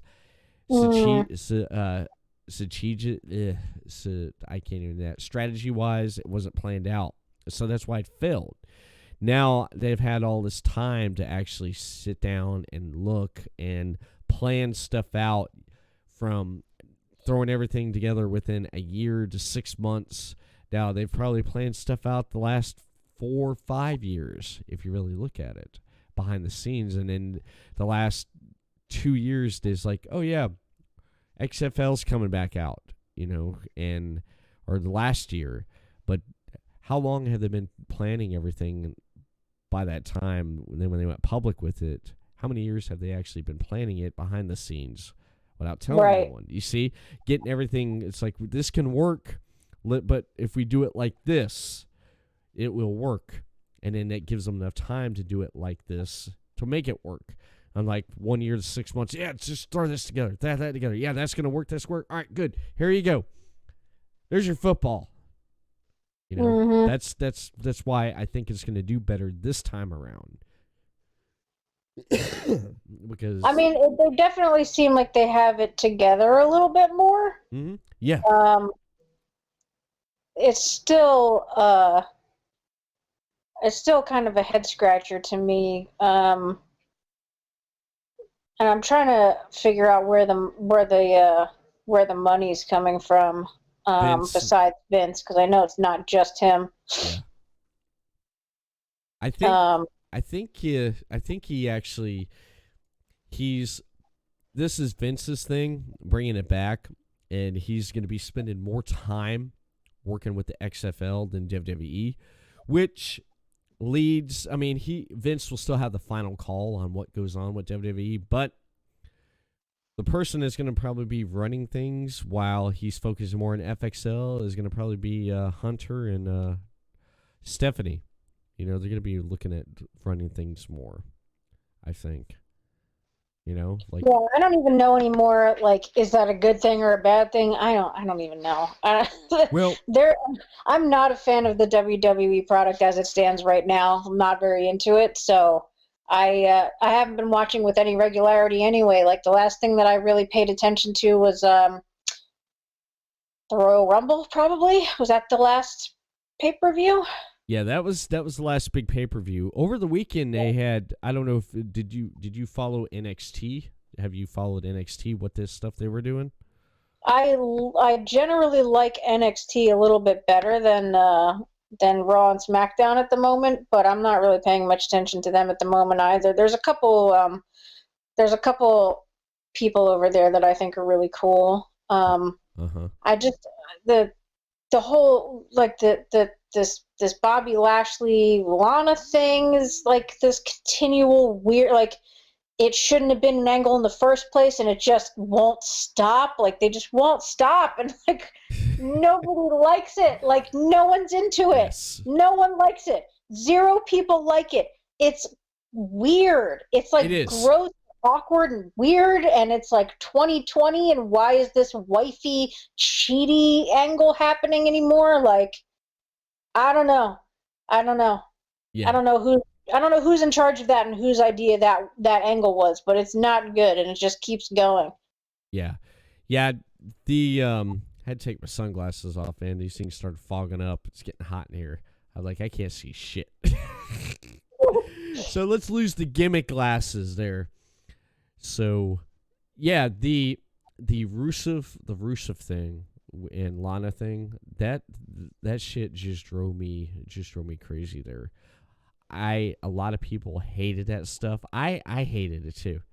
I couldn't stand it. I couldn't stand what they were doing. It's so mean to Rusev. Like, why are they being so needlessly, constantly mean to Rusev? Like, yeah. I feel like he, forgot to shake somebody's hand 2 years ago, and he's still paying for it. No, actually, I think it was for the fact that he cut his hair without telling Vince McMahon. And that was one of the things, because he cut his hair, and Vince flipped out about it, and was just he lost his shit, and that's what happened. So in a way, Rusev got punished there. But if Rusev, man, he was starting to get over with the Rusev Day stuff, and they put a stop to it. Why? Yeah. I think it's weird. It's very weird that they say that they're the best, they're the best wrestling organization in the world, they try to paint themselves as being like the top dogs of everything. We're the best, we're the best, we're the best.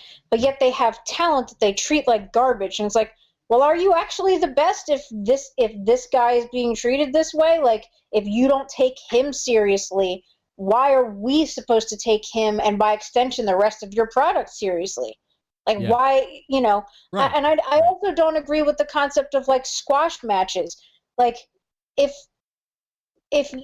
like you're supposed to be the best of the best of the best to be on WWE, and yet they'll pull in some random guy from whatever city they happen to be in and let somebody squash him. And it's like, I don't understand why. And not to say that it's not awesome that guy gets to go be on TV. Like, good for him. I know a lot of people who have gone through and been part of the No Way Jose conga line or whatever. Like, good for them. But at the same time, like, isn't this supposed to be where all of the top talent lives? Why does this person get a spot when you have like your roster's like 70 people deep, and there's people that I haven't seen in months? Like, what are you doing with those poor people? Like, why are you? I don't know if Tyler Breeze and Fandango are still doing anything. Actually, I haven't seen them in forever. Actually, I believe that they've actually, Tyler Breeze he went back to NXT, him and Fandango, and he's been doing stuff with NXT and actually, believe it or not, 205 Live. He's done a little bit with now. Is that still a thing? Yeah, 205 Live, believe it or not, Rissa, it comes on. It comes on Friday nights after SmackDown. Really? It does. Yeah, it does. It does. There for a while, I was watching it, and 205 Live actually got better for the fact that Vince dropped out of being creative with it because, and guess who he handed it over to? Triple H. He handed it over to Triple H, and last year, I was telling David C. Russell, I was watching SmackDown one night. This is back before they went to Fox and they moved to Fox and everything. They were still on USA. They advertised, I think it was Cedric Alexander, it was Cedric Alexander versus Buddy Murphy for the Cruiserweight Championship, the WWE Cruiserweight Championship. And they were advertising. I said to myself, you know what? I'm going to tune into 205 Live. I haven't watched it forever, but this I followed Buddy Murphy back when he was doing NXT when it was Murphy and Blake, and I was glad to see him move up into somewhere from NXT to 205 Live, SmackDown, or whatever it was going to be. But 205 Live, I'm like, okay. And I was watching the vignettes with it too, and they were cutting promos back and forth, and it kind of it hooked me. So I turned on the network after SmackDown that night, and I sat there on my couch and I watched SmackDown. It was on probably about an hour. They had some matches, and then the last 30 minutes of 205 Live was the Cedric Alexander versus Buddy Murphy. Damn, some great fucking wrestling. I said to myself, this is not the 205 Live that I stopped watching a year ago when it got silly with the jokes and the cheesy stuff. I said, they don't know what to do with the cruiserweights. I'm not watching this shit no more. I come back a year later and I watch it, and everything they had, it was almost like a mini NXT and with more wrestling. And I said to myself, those guys put everything out on the damn line. I was impressed. I was impressed with it, and it was one hell of a match between those two there. I told David, and David said, 205 Live, it's not that. I said, dude, you got to watch it. I said, it's wrestling. Wrestling has... Yeah, but like, I didn't even know it was still a thing. Like, they don't advertise it. I haven't heard anything about it. I haven't heard storylines. I haven't heard names. Like, it's basically like it's being ignored. And I think that probably has something to do with Vince just not caring about it anymore. It's a double-edged sword. Like, you don't want him being involved because the product's going to suffer. But if he's not remotely interested in it, then the product's not going to get advertised. Right. So right. It's tough. You gotta find like the Goldilocks zone of Vince involvement if you want the product to do well without him actually getting too involved in like the at the micro level with actual storylines and things like that, like Yeah. which is crazy. Like, that's crazy. That if WWE acted like a real Fortune 500 company, that would not be tolerated. Yeah. You know what I mean? Like, if they had a board of directors that was worth a damn, which I don't even know if they have a board. I don't know how their structure is at all.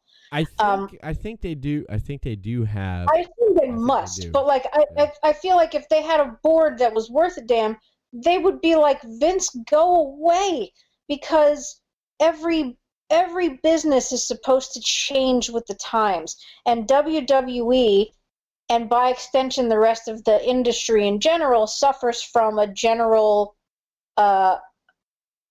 malady of when paying your dues goes too far, where it's like always defer to the oldest person in the room or the person who's been here the longest, always defer to whoever has the most experience, always you're always got to be paying your dues, you should always be listening to your elders. And it's like, that's great, but there comes a time when you become too old to be relevant anymore. Yeah. And that's not a knock, it's not a diss. Right. But there comes a time where you are now too old to possibly connect with the newer generations of fans. And the older generations of fans aren't ever going to go anywhere anyway. Like, they're really not. There's very few wrestling fans that I know that are older generation that have been watching since the beginning, who are just like, I'll never watch wrestling again. I don't even recognize it anymore.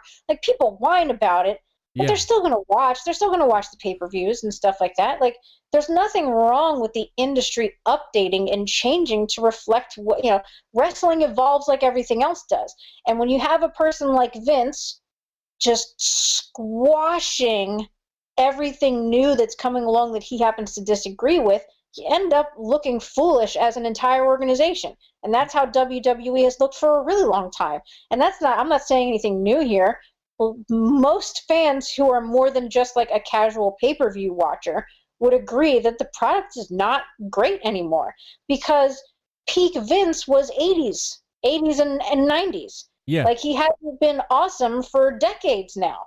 Yeah, and he you has can't tell him that because he's not in touch with the same reality that the rest of us are. Yeah. And that's why I think that, like, in this industry, when you have people making the calls who have been making the calls for 40 years, this is partially what's responsible for it taking so long for women's wrestling to be taken seriously.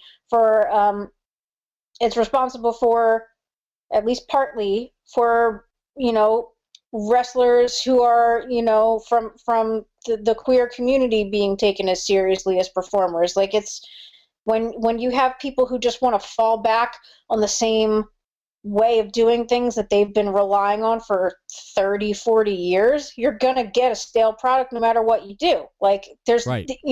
I'm not saying that young people are inherently better, because they're absolutely not, but there's got to be a little bit more meat in the middle, because otherwise the result is WWE, which no one's happy with. Exactly.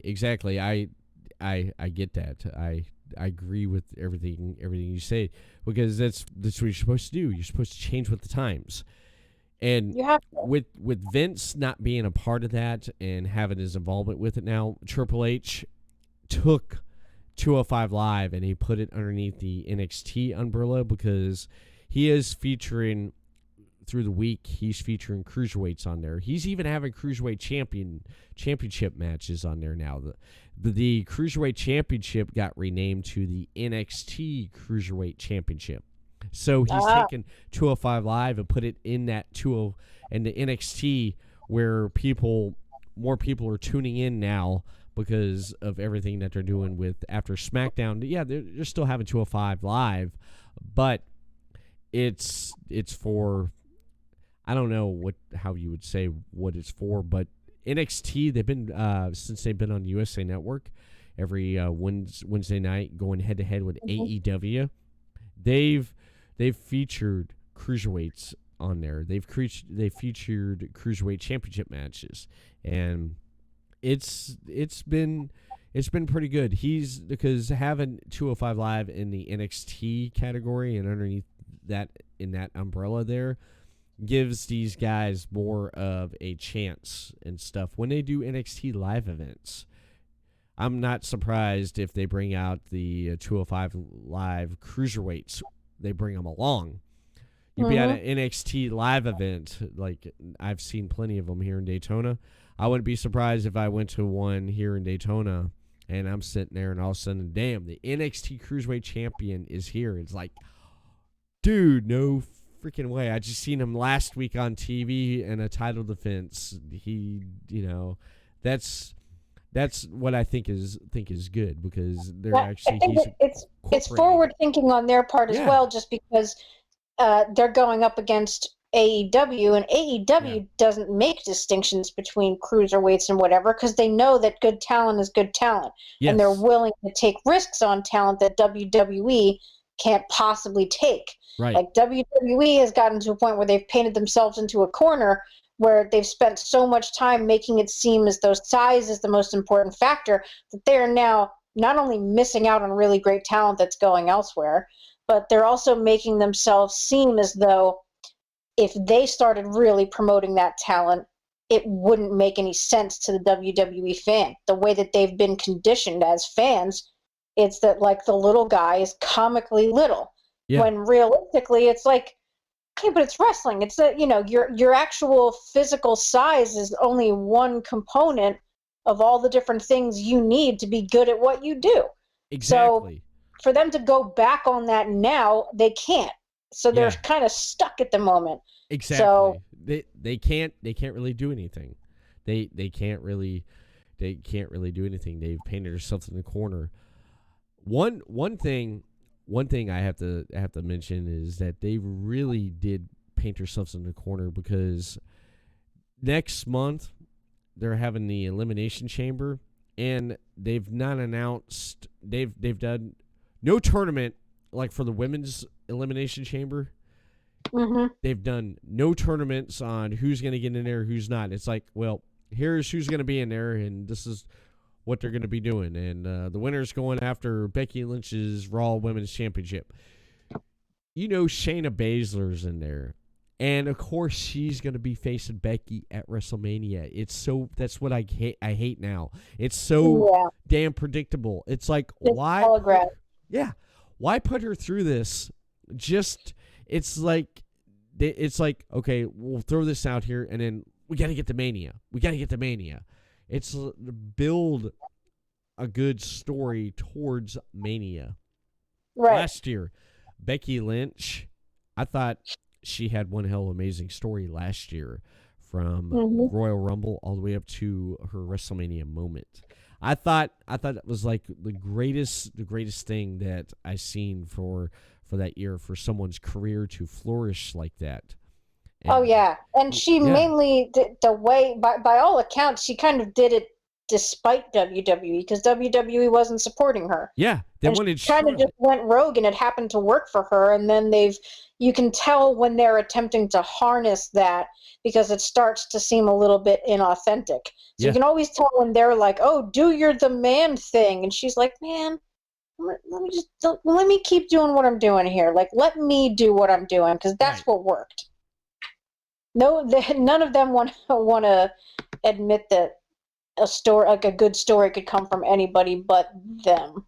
Yeah. And realistically, it should be much more collaborative than that. Because who knows their character better than the wrestler that portrays that character? Exactly. This is not like traditional writing. This is not like a sitcom or a drama where there are writers and there are the actors, and the two don't necessarily get to collaborate with each other, or maybe they do. Like, this should be much more collaborative, and I think that seems to me to be a little bit more of what's happening in AEW.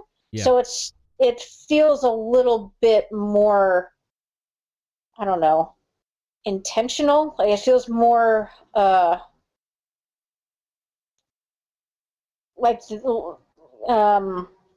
like connected. I don't know. Yeah. They seem like they seem like sometimes with WWE you can see like the cracks, and you can kind, like when Rusev is forced to do the things that Rusev is forced to do, like you can see. Mm-hmm. You can kind of tell that he's not happy with this. Whereas AEW, everybody seems like they understand what they're doing and they're all on the same page about it. Mm-hmm. Yeah, you can see the talent being happy or not happy with what they're given. And I've enjoyed AEW and the Wednesday Night War. It's been great because it kind of reminds me of the Monday Night War back in the day when that happened and stuff. I love the Monday Night Wars.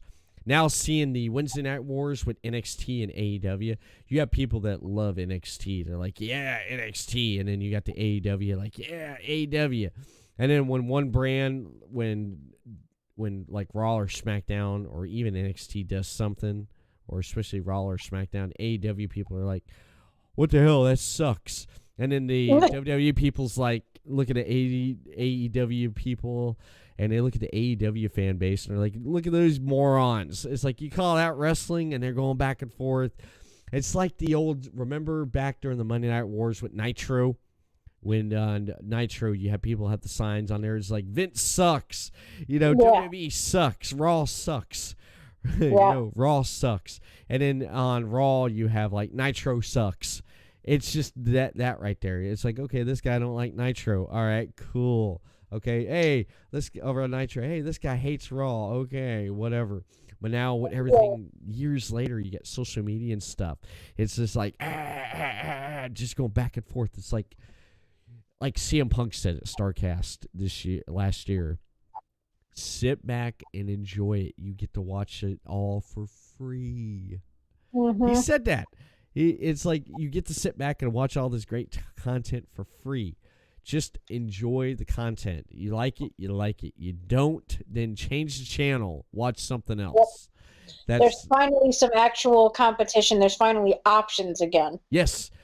Speaking of competition, WWE just put up a documentary thing on I watched the first 2 episodes, and I'm waiting them to add more because I watched them over the weekend, and it's called Ruthless Aggression. They're talking about the Ruthless Aggression era. You remember that right after the Attitude Era, after the Monday Night Wars? Vaguely. There was times when I was like blissfully unaware of what was going on in wrestling. The ruthless aggression era, right after Vince bought WCW, and you got all this talent, and then they had that failed invasion angle where a lot of people were waiting to see Hogan at the NWO and Goldberg and Flair, and then those guys still had to wait out their contract for a whole year. And a year later, they showed up after the failed invasion. What WWE got was all this mid-card jobbers that was left over that just wanted an opportunity. And a lot of them they kept, and then some of them they just said goodbye. But the thing is, during when it was at the beginning of the Ruthless Aggression era, then a lot of people were asking, where do we go now? We've took out the competition. What do we do? It's like, okay, we got all this talent. We got this X amount of talent, and we got this X amount of talent. What do we do? Hey, you wrestle for Raw, you wrestle for SmackDown. We'll split it, and we'll compete within ourselves. And that's what happened. And they talk about that during that time. They're like, they even talk about the start of John Cena, Batista, Brock Lesnar, all coming, Randy Orton, coming around during that time before they were like hitting it big. And yeah, the first episode talks about the start of that. The second episode focuses on John Cena when he came out and he was trying to find his way with the When he was a white rapper. yeah that I didn't know this A white though. rapper from Massachusetts. Yeah. My younger brother liked the Dr. Thugonomics gimmick because I remember I saw, and I've said this story plenty of times, Risa. I saw John Cena back in at a house show at 2002 when he was the Prototype, and right. I remember hearing about that was the thing that they, what? Yeah. Yeah. Just a series of bad decisions. Yeah, I mean, hey, he took what he was given and he ran with it. You know, you got to give the guy credit there. But the thing that happened was when at the house show there, he was booing and he was getting booed at and everything, and he was in the ring trying his heart out. And my little brother was like, "This guy sucks." And I look at him and I said, "Dude," I said, "give the guy a chance. For all you know, within the next 3 years, he could be a big star." And he's like, "Yeah, right." 3 years later, he blows up big. But Cena, I mean, when he first came out on SmackDown there after coming up from OEW, they even talked to him during the second episode, and they asked him ruthless aggression, and he said he blew his first shot. He blew it, and he explained why. Because when he came out, he made a big impact, but he didn't carry it, and a lot of people are like, he's just a wrestler wearing tights and everything. He didn't have a character. And then he found that character when he was on the European tour, because they were going to fight. He was on the chopping block. They were like, after this tour, you're gone. And he was on a European tour, and he was sitting on the bus, and like Big Show and Rey Mysterio and some other people were in the back freestyling. So Cena was like, okay, and he goes back there and he starts freestyling and stuff, and he had the whole back laughing and everything and stuff. And then Stephanie was on the bus, Stephanie McMahon, and when they were getting out the bus, she said, "What was that you just did?" And he's like, "What?" He's like, "What was that you just did?" And he's like, "I freestyled." And she's like, "How come you can't do that on camera? How would you like to be able to do that?" And he was like, "Hell yeah." And she was like, "Here," and handed him a can of tuna that she had. She's like, "Can you rap about this off the top of your head?" And so right there on the spot, he rapped about tuna and taking a jet flight back to wherever they're going. And then basically he ran with it from there. He was given an opportunity, man. That's pretty impressive, though. Yeah, because they were gonna get rid of him. It's like, nah, you're done. You're too vanilla. And people are like, yeah, I've heard John Cena, the vanilla wrestler at the beginning there before the Thugonomics. I mean, he's one of the best people on the mic, and a lot of people. I remember for a long time it was real popular to make fun of John Cena, but like, it's John Cena. He's not for you. He's for America and kids and, special needs fans and like very, very old fans. Like, he's not there for the people who want to see, they're stone cold type people and they're like bad guys that they love to hate or that they love to love and whatever. Like, they crafted him perfectly into that specific brand ambassador kind of character, and it worked. And you can talk trash on him all you want to, but the guy is so good on the mic now. Like, he walks, he hasn't been around in months. He's been making movies, whatever. He's coming back, next week or something? They said he was going to, this week or next week, he's going to come back. He's going to go out there and just poop on somebody. Yeah. Because that's what he does. He comes back to visit, and someone comes out and they challenge him, and they're like, oh, it'll probably be the guy with the guitar again or something. Elias. Yeah, like coming out and being like, oh, you got to get out of here, old timer, go back to Hollywood. And he will poop on him because he's so good. He's so good. So whatever, like people, it's really fun to be able to, like Captain America is not necessarily anybody's favorite Marvel character. Yeah. Because he's a little generic, you know what I mean? But like just the same thing as like Superman. Like a lot of people are like, how am I supposed to identify with Superman? Right. So everybody's like, oh, Batman, he's he's hurt and he's angry and he's whatever and he's like a badass, and it's like, okay, fine. Yeah. But like, what would you do if there wasn't a John Cena character? Like where would the moral compass of that group of people be if you don't have John Cena's character to pivot all of those characters around? And to get like, without him, there's no context for who's good and who's bad.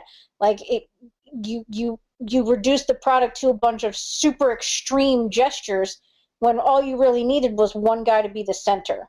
Yeah. And what it really bothers me that they went the wrong way with Bayley, because I think that he should have passed the torch to her. I think Bayley was a really great, she was poised to be the next John Cena. It would have been great for her to be a female version of John Cena, where little boys and little girls both gravitate toward her. That would have been very progressive, but not in a way that would have also been particularly shocking. And instead they were like, Bayley's getting a haircut and she's a jerk now. Like, I feel like that was so incredibly short-sighted and unnecessary of them to do. That's another thing that I'm just like, I don't even want to watch now. Yeah. I don't want to watch because she's bad now. All my hope is lost. Yeah. It got me after I watched bits and pieces of Raw last night, and when they announced it's no qualifying. Here's your elimination chamber women's that's going to be in the match, and you got Shayna Baszler there sticking out like a sore thumb. You're like, yeah, she's going to win and get on to WrestleMania and stuff, but yeah. I just some of the stuff I'm just like kind of scratching my head about with though. But one thing I'm always interested in each year is the Hall of Fame. They already announced earlier this year the NWO and Batista. I heard today that, and I was reading about that, they talked about for this year, there are going to be two names. And I'm glad they're putting one of them in, is the British Bulldog. Davey Boy Smith is going into the Hall of Fame. That's good. That's big No, talks. that makes sense. Yeah, it does. And then there's also talks of JBL going into the Hall of Fame, too, because he's pretty much done with wrestling. JBL is, because he's... I don't know. I think JBL's kind of a jerk.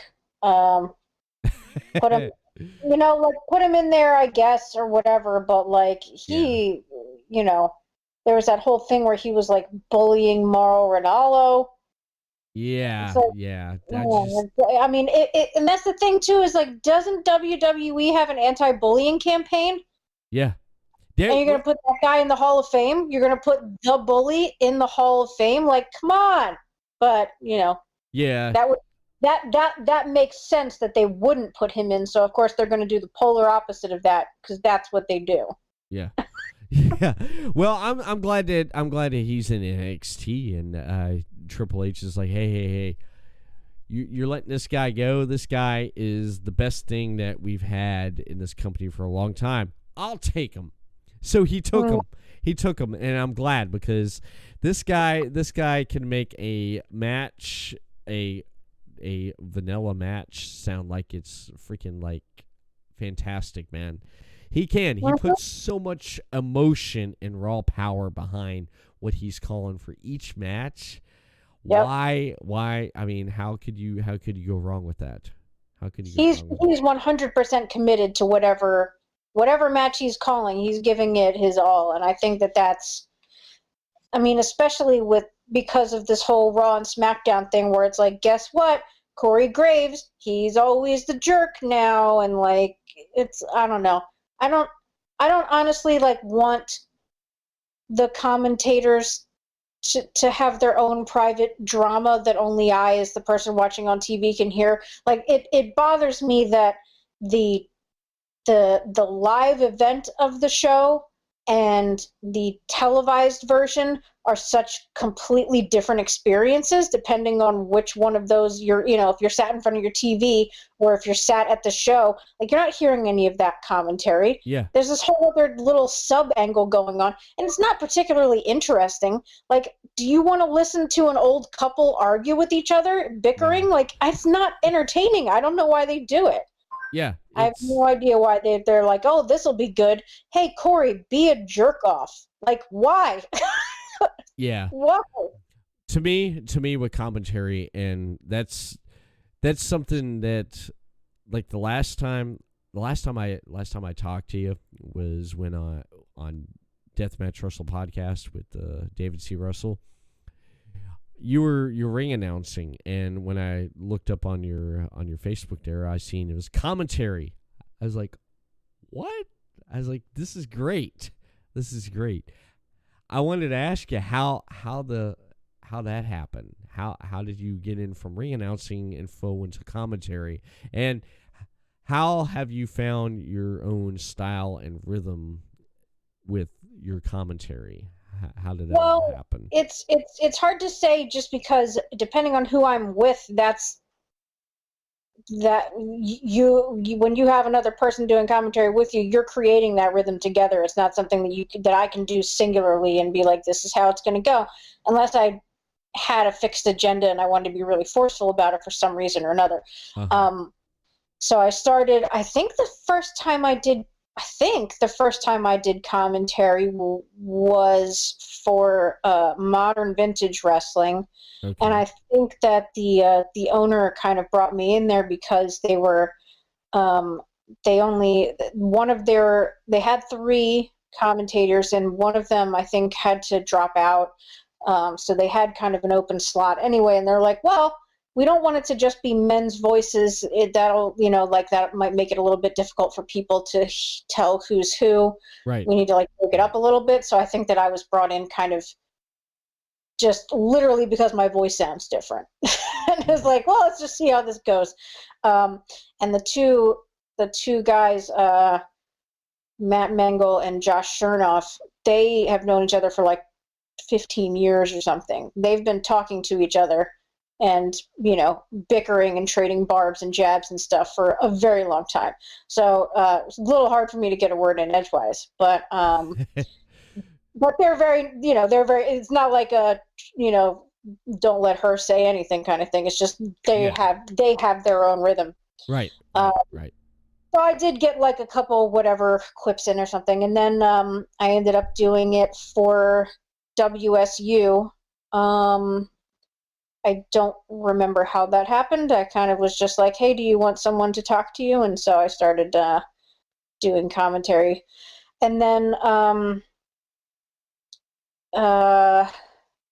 the last time I went and did a show over at Super Crazy, I was informed when I got there that I would be doing commentary, just because the sound guy had bought more microphones. So it's kind of just like, hey, good thing you're here. We got you an extra microphone. Now when you come back from the ring, you can continue to speak into a microphone, just a different one. So it's very much just because Chio upgraded his system. Wow. So that's, just very haphazardly blundering into commentary for the most part. But I mean, I'm also like, I did a morning talk radio show for a couple of years. I know how to talk, and I know how to interview people, and I know how to get some kind of a banter going back and forth with another person. Like, talking to yourself can be a little bit difficult, but as long as I have one other person, I will make them talk to me. So you just kind of got to be relentless with it. So I haven't been doing it with enough consistency with any one person that I feel like I have like a groove, really. I feel like every time I do it, it's a little bit different, and it's always going to be a little bit off the wall. Uh-huh. But I also don't know, like I'm not an encyclopedia of wrestling knowledge. Like, I don't know the names of moves and stuff. So I'm always going to be more of like the color commentator than the play-by-play kind of person. I'm always, because, and also just because I'm genuinely, the same thing with Mauro Ranallo, where you can tell that he's just incredibly excited about the action that he's calling. I'm very similar in that regard, where I'm genuinely excited to be there. I'm amazed by what I'm seeing. I still appreciate wrestling. I still recognize the talent. I still care about it. So I kind of rely on my own enthusiasm to kind of get me connected to whoever's listening. Okay. That I love it. I love it. I think it's great.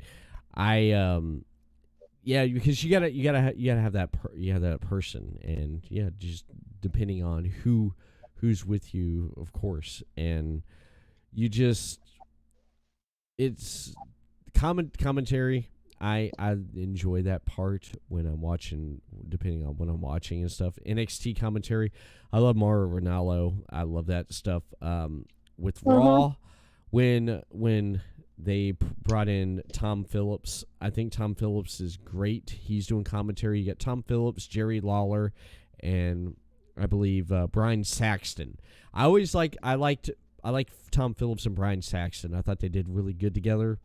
But there for a while they had I think it was like Nick, I forget the guy's name.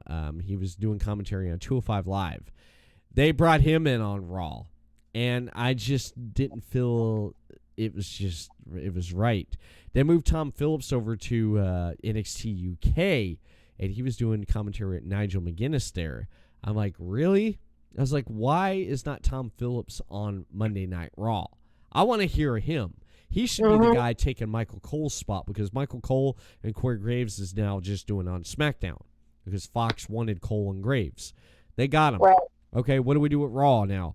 Okay, let's put whatever his name is, Vic, whatever.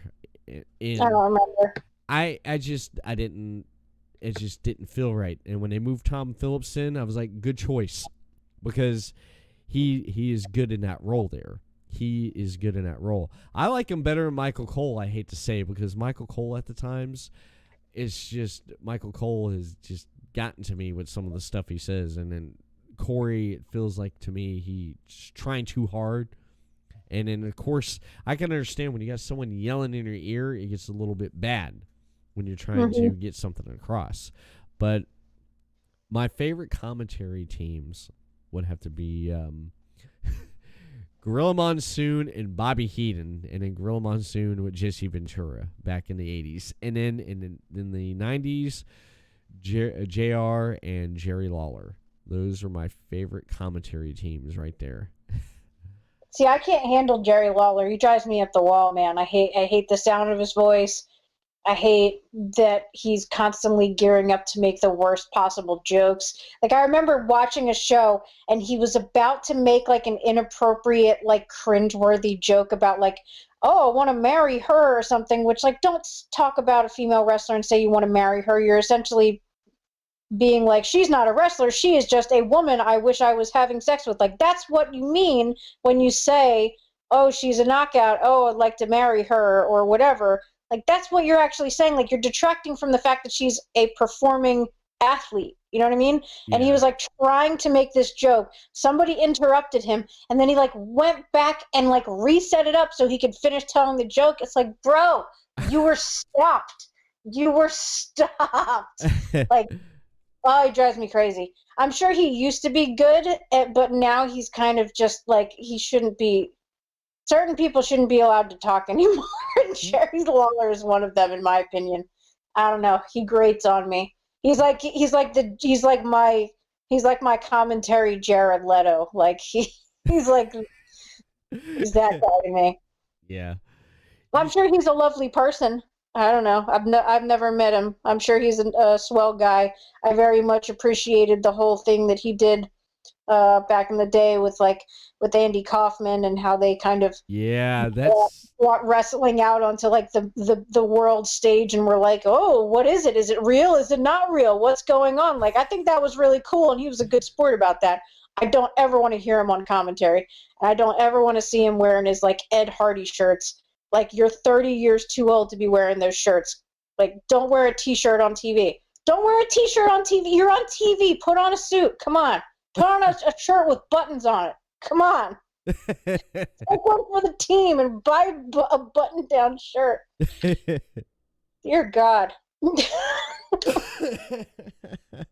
That is crazy. That's great though. But I like the commentary team on AEW. I like JR and Tony Schiavone, two of the main voices you heard during the Monday Night Wars. And then of course you got you got Excalibur right there in the middle there. And I think Excalibur is starting to improve a little bit better with this commentary, being around Jerry and Tony, because they've called a lot of great matches in their career. He's kind of getting a crash course. Yeah, he's getting a crash course. But I still like how Jim Cornette's like, yeah, I like Excalibur, but you need to take off that damn mask. I just love it. Yeah, okay. I don't take Cornette serious. A lot of people get all... I don't either. Yeah, they get all bent and twisted up. I mean... It's like that Simpsons newspaper article where it's like old man angry yells at cloud or something like that. It's like you can count on a cranky person like Jim Cornette to be cranky and say cranky stuff. Like, he's never not going to do that. Why do you care? Yeah. Why does it matter what he's saying? Yeah. If you don't like what he's saying, don't take him seriously. There's a bunch of people that I'm just not going to listen to them. They can say whatever they want. I don't care. And I think a lot of people forget that they don't have to care if they don't want to. Exactly. That's kind of a continual problem with people, is that they feel as though they should be upset about things. And it's like, all right, but check your actual emotions. Do you really even care? Is it worth your time? Do you need to comment on it? Do you need to be upset about it? Like, do you have to share it in an effort just to make yourself seem like better than somebody else? Like, or can you just like not care? Exactly. I don't know.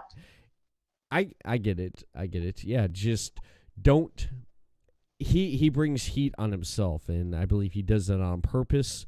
Of course he does. He's a troll. He is a troll. And everybody who gets all up in arms about the things that he says, he's either too out of touch to know that that's what he's doing.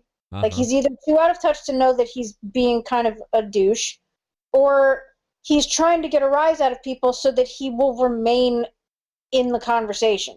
Yeah. And like, don't invite him to the party then. Just don't invite him. Don't feed the troll. If you don't like what he's saying, don't share posts and talk about how outraged you are, because all you're doing is giving him the publicity that he wants. Yeah. Yeah. I mean, my father, I remember back in the day, my father, man, he'd yell at the TV, and me and my brother would be laughing because there's Midnight Express, and of course Jim Cornette come out with that racket and stuff. My dad jump up, and he's like, I can't stand fucking Jim Cornette.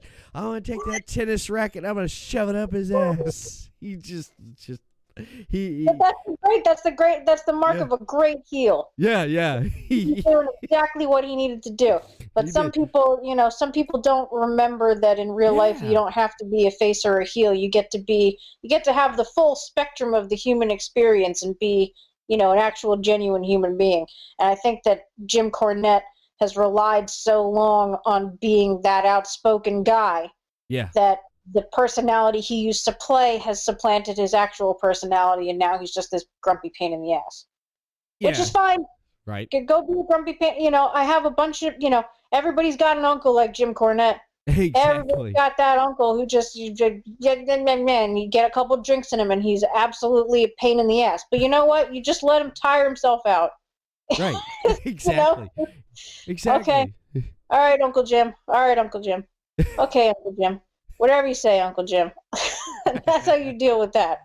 Yeah, that's he's just, it's just, people should not just take everything that he says seriously. And he just says what he speaks his mind, and that's it. And people get all bent out of shape about it, and he don't care. And that's Jim Cornette. I had this conversation at an AEW show. I was standing in line here when they came to Daytona Beach, and there's a person in front of me. Oh, I can't stand Jim Cornette. And I said, oh, really? Oh, yeah, because it's just going on. And I said, don't take it seriously. I said, Jim Cornette says what he wants when he wants. He's been doing it going on for years. Oh, he has? It's like, yeah, I was a little boy when all this stuff going on. I said, my daddy broke, if I can remember, he broke 2 TVs because of Jim Cornette and Ric Flair in his house. He threw them out in the front yard. That's how passionate my dad was about wrestling. So that's good heel work right there. Yeah. So I'm telling people, don't take this guy seriously. Just don't take him seriously. He's doing it to get out of Rise, and this is who he is. And I'm he's been doing it for years and years and years, and it worked for him for so long. What, he's going to stop doing it now? Of course he's not going to stop doing it now. Exactly. I met him about 2 years ago in Orlando, Florida, and when I was talking to him, he was pretty cool, just talking to him about just wrestling. And then when he went up to go do a Q&A, it's like, boom, he switched gears, and he flipped the switch, and it's like, who is this guy? Mm-hmm. It's like when I was talking to him, like, who is this guy? He's like, you look like Jim Cornette. You don't sound really like Jim Cornette. And then when he got up in front of a camera and a microphone, boom, there he is, right there. Yep. That's the guy. I was like, when at that moment, I was like, I get it. And then you get people who can't see that, and they're just like, he's like, Jim Cornette. It's like, shut up. Don't take him seriously. But great heel. You mentioned great heels. What do you prefer? Heel commentary or face? Commentary? Yeah, commentary. I want there to be face commentary at all times. I don't think it's necessary to have heel commentary. No, like not really. I mean, because if the heel in the ring is doing their job correctly, you don't need a commentator to back that up. No, you know what I mean? They've already done their manager or whatever, whoever goes out into the ring and cuts that promo being an awful person, the commentary team needs to reinforce how awful that was, not normalize it. That takes away from it. So if Charlotte Flair comes out and she just says awful, rotten stuff, as she sometimes does, and then Corey Graves is like, oh, well, of course, and she's the queen and blah, blah, blah. And it's like, you're taking the sting and the bite out of how mean that promo just was. By not being flabbergasted and appalled and whatever, you're cueing the audience to make them think, oh, that's not so bad. Somebody is agreeing. An authority figure with a microphone who's talking to me, whether or not I want to listen to them, is saying that that's not actually a bad thing. And it's like, this is why we have fake news and facts that aren't facts. Like that kind of, you know what I mean? It's almost like, right, that commentator is trying to alter reality, and that shouldn't be the job of a commentator to do, to take away from how bad the heel actually is. Like, you're not ever supposed to agree with I don't know. I don't think anybody should openly agree with the heel unless it's part of an angle for them to do so. And until there are angles with commentators, which I hope there are not, because I think that that's silly, like every once in a while, Randy Orton will go up to Michael Cole and RKO him or something. Like, that's one thing, but yeah. I don't, commentators should not be part of actual angles. That's the only instance in which I could see it being appropriate for there to be a heel commentator. Right. Otherwise, you basically need somebody to call out the names of the moves. You need somebody to be properly excited and helping the crowd or the viewer or the listener or whatever also be excited about what they're seeing. Like, you should be enhancing the action. You shouldn't be enhancing the reputation and the standing of a bad guy. I've never thought that makes any sense. Okay. You're essentially, I don't know, you're either making the bad guy seem not so bad because you're agreeing with him and you're an authority figure, or that's best case scenario. That's what you're doing. Worst case scenario, you have children listening to you, and you're telling them that like it's okay to be a really bad person, and like there's a lot of child viewers. Yeah. There shouldn't be any character on there who's normalizing awful behavior. Like I'm not a parent.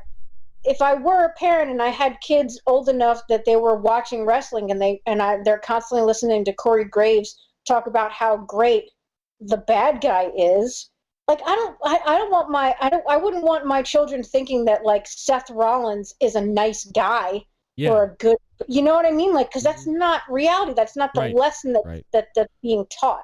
Right. So I think it contradicts the broader lesson of good versus evil, and good eventually always prevails, because that's the fundamental story of wrestling. So why you would create that general story and then pee on your own story, it doesn't make any sense to me. I get it. Yeah, it wouldn't. One of the best, I'd have to say, one of the best lines I heard from a commentary would have to be the barbershop incident with Shawn Michaels and Marty Jannetty during Brutus the Beefcake's barbershop, where Shawn Michaels, he turns on Marty Jannetty of the Rockers. The Rockers break up. He super kicks him. And then he grabs Jannetty and he throws him through the window of the barbershop there. And Gorilla Monsoon says, "Brain," I'm talking about Bobby Heenan, "Brain, did you see that?" He's like, can you believe what Shawn Michaels just did?" Something along the lines there. And I laugh. Bobby the Brain Heenan says, he's like, "Yeah, I can't believe it, Monsoon. You seen that coward Jannetty? He jumped through the window." He jumped through the window. It's like Shawn Michaels put him through the window. But Bobby Heenan said, "Yeah, it's like, I can't believe that coward Jannetty. He put him through Jannetty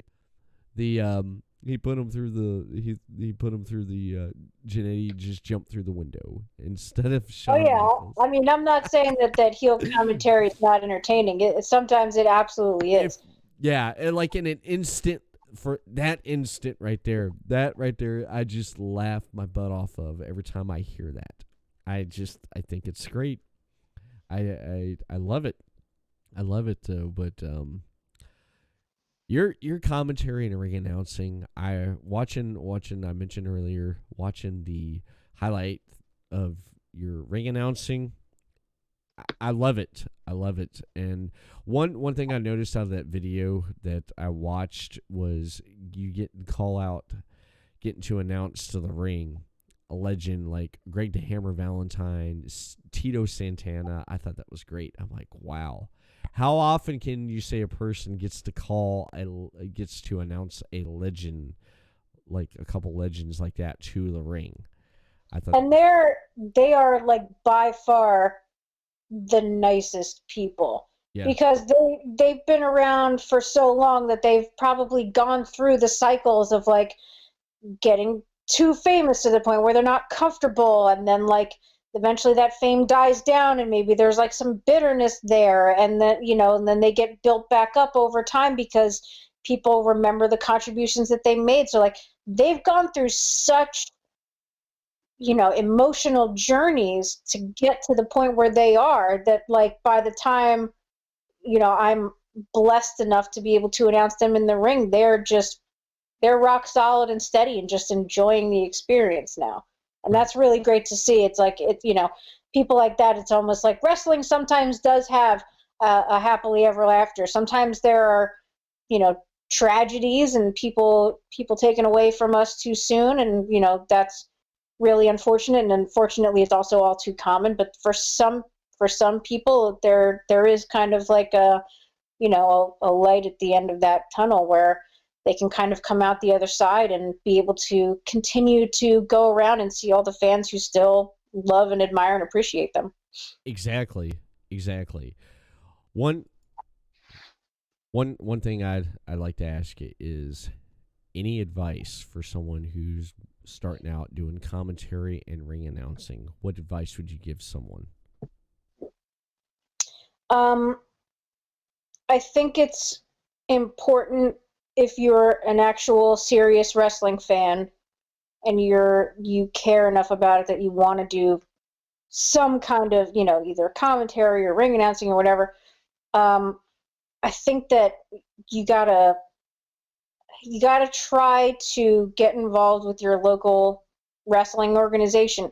So if that means you go to the local wrestling school, maybe you don't enroll there as a wrestling student because wrestling itself is actually, very hard and difficult and whatever. Right. But if you show up and you say, like, I would like to be involved in some capacity, and you don't have a problem with, sweeping up floors and, picking up chairs and whatever, like, that goes a long way. Paying your dues is kind of the number one rule of wrestling. And a lot of people know that. You never stop paying your dues. The person that's been there the longest is the same person that's also helping to break down the ring after a show. If you are too cool to do any of that stuff, it's not going to happen. It's not going to happen. Like, I have helped take down and put away rings. That's not something you grow out of. That's something you have to be prepared to do every time. Right. Every time you're at a show, you have to be prepared to help them take down the ring. If there aren't enough people, you're enough people. Go help out. So if the people who have kind of an attitude, it's not going to cut it. Nobody thinks it's cute. It's tough because a lot of people get into wrestling and they're very young and they're very excited and they want to get involved or whatever, but there's a lot of that, like, teenage angst that maybe gets in the way a little bit, and you got to kind of put that aside, and you got to be okay with paying your dues and doing, it's the same thing as, like, being an intern, where it's like, okay, you may be studying at a really great college, but you still got to run out and get everybody coffee. Yeah. It's okay. It's fine. That doesn't mean that you're not worth anything or whatever. That means that you're willing to put in the time, and and people respect that. You also should absolutely be coming up with ideas, brainstorming a persona, even if, like I don't have to have, like, a serious in-depth character to do what I'm doing, but it's definitely not 100%. Like, I'm not walking in there and doing and saying whatever I feel like doing. You have to be intentional about these things. So Right. you should absolutely be putting in the time to develop a persona or a set of behaviors or whatever, like that. And that's not something that ever ends. That's not something you do once and then you eventually stop doing it. I know people who have been wrestling and have changed their gimmicks, like, multiple times over the course of, like, a couple of years, or they'll add on different characters, like, all right, I'm a little tired of doing this thing, I want to do, flippy jumpy kind of stuff, but this character doesn't really do that. I'm going to create an alternate character. So it's like, that's the great thing about wrestling, is that it's a creative outlet. So that's never a conversation you should stop having with yourself. You should constantly be thinking about, like, what kind of a character could I be? What's not out there right now? And what void is out there that hasn't been identified that I'm the person that can fill that properly? And also, in addition to doing, like, character work or whatever, like, you should be practicing. Put on WWE, put it on mute, get your buddies, do your own commentary over whatever show that you're watching. Right. I'm serious. Like, if you don't, because, I went to a university where I was lucky enough to study at a place that had a college radio station. So I got my experience live on the air on a real FM radio station. Uh-huh. Not everybody has access to that. If you don't have access to that, like, you do a podcast, you have to talk to people. Yes. Like, that's a great experience. Yeah. So, start a podcast, or at the very least, you and your buddies, if you're going to be watching Raw and SmackDown anyway, turn the sound off and make your own commentary. Right. Like, that practice, you have to actually practice, because your opportunity is never going to come when you think it is. It's never going to come when you expect it to. It's never going to be like this beautiful arc and it culminates in this magical moment that you have prepared for. It's always going to be somebody can't make it, but you're there. Uh-huh. That's when it's going to happen. So you can't possibly be prepared for that moment precisely. So what you can do in the meantime is get yourself ready. because when it's your time, when you get that opportunity, you don't want to seem like you have no idea what you're doing. So make yourself feel as comfortable as you can. Just do whatever you have to do to get some kind of a practice in. Because if you've never done it before and you're like, yeah, I think I can do it, and you bluff your way in, you're going to sound horrible. You're going to sound terrible. And a lot of people, you'd be surprised how many people just bluff their way in, and they're just like, yeah, I could probably do that. Like, probably do that? Probably. Have you ever tried it before at all? No? Oh, God.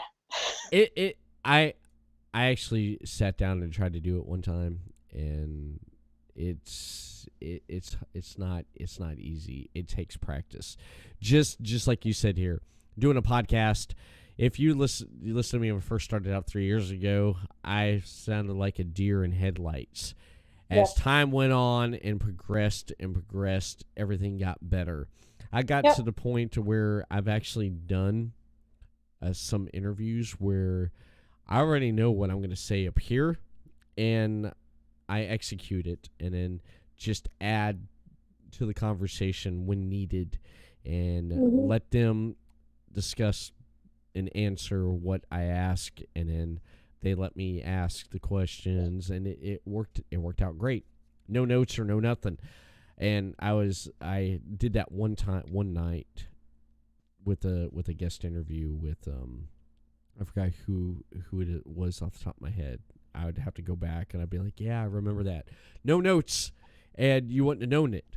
And David watched it because I was trying to help David out with being a better interviewer, helping with him, and he was like, "Man, that was great." I was like, "Yeah, that was a good interview, good guest, great guest, loved it." He's like, and then he asked, or I mentioned something about the questions, and I said something. I said, he was like, "Where'd you get your notes at?" I said, "What notes?" He was like, "Your notes you talk about all the time." I was like, "I had no notes for that." He's like, "What?" I was like, "Nope, I had no notes." He's like, "It seemed like you did." I was like, "Yeah, I pulled it off the top of here."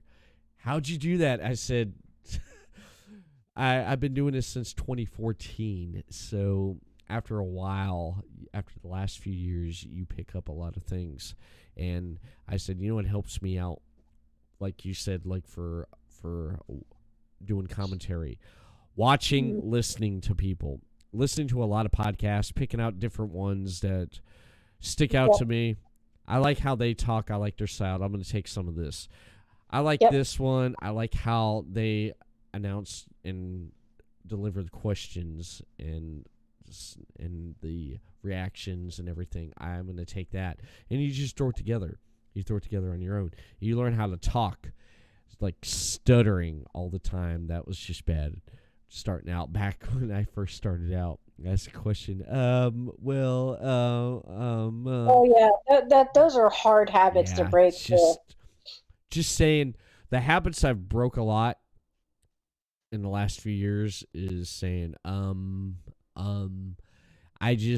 had a former co-host on with me back in the day, and when they would talk and I'd ask them a question, or I would ask them something, they would say, "Well, I think blah blah blah. Well, blah blah blah. I just was like, I'm like, come on, man. And one of the rules is for me for doing podcasting is you stay away from certain rules. You've probably heard this too before doing commentary. You stay away from certain things to say, like what, yeah. Just you don't say that stuff because you just want everything to flow so natural. You just want everything to flow.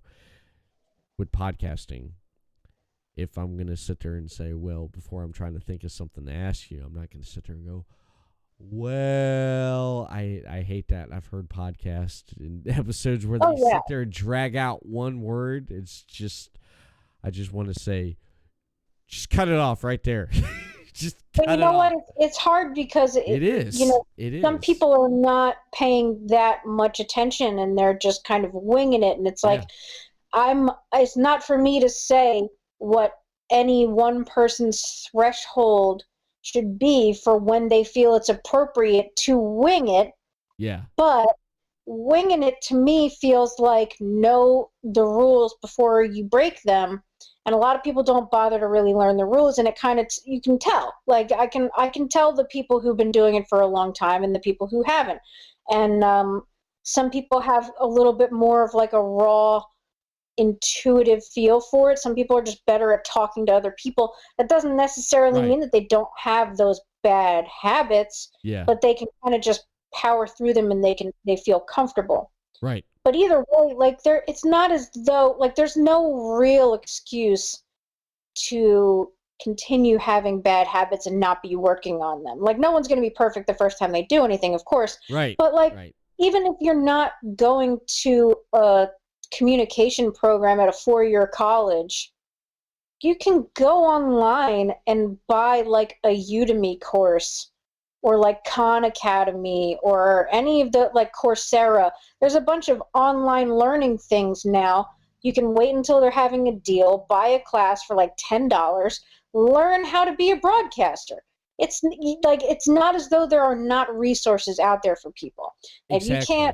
If you can't be bothered to take the time to listen to the radio, listen to talk radio all day long, and just see what people are doing. Like if you can't study up on something, then maybe you're not really that passionate about it. So when the opportunities don't just come rolling in, it's because you're not putting it out there enough, because it's see-through that you're not really as into it as you could be. I think a lot of people, the younger people are, there's much more of the likelihood of there being kind of like a defense mechanism of it's like, yeah, well, yeah, maybe I'll go do commentary. Oh, well, like they never called me back, whatever. And it's like, okay, but is no the answer that you're satisfied with? Because, you know, you keep asking long enough, somebody's going to say yes to you. Mm-hmm. But it's that persistence, and you need to have that. And if you will go away after one no, and your entire pitch and spiel hinged on getting that yes, and you don't immediately get it and the whole thing falls apart, maybe you're not ready, and that's okay. It's okay. It's also, if you're not cut out for it right away and you're turned off to it and you don't want to do it, you also don't have to do it. Like, no one's forcing you. It's all right. I've definitely tried to go for things and then been like, all right, this isn't what I thought it was. I'm going to regroup. Maybe I'll go back to it at some point. Maybe I won't. Like, that's very normal. Yeah. That's so normal, and that's totally fine. But that said, don't just immediately be like, well, I didn't get a yes, or I didn't get a call back, or I didn't get immediate validation that I wasn't vulnerable for no good reason. That's what it really is. It's about vulnerability. Right. Like if you crumble that fast, you know, that's something that not just for the express purposes of getting involved in wrestling in some way, but like just for you, that's something that you should work on.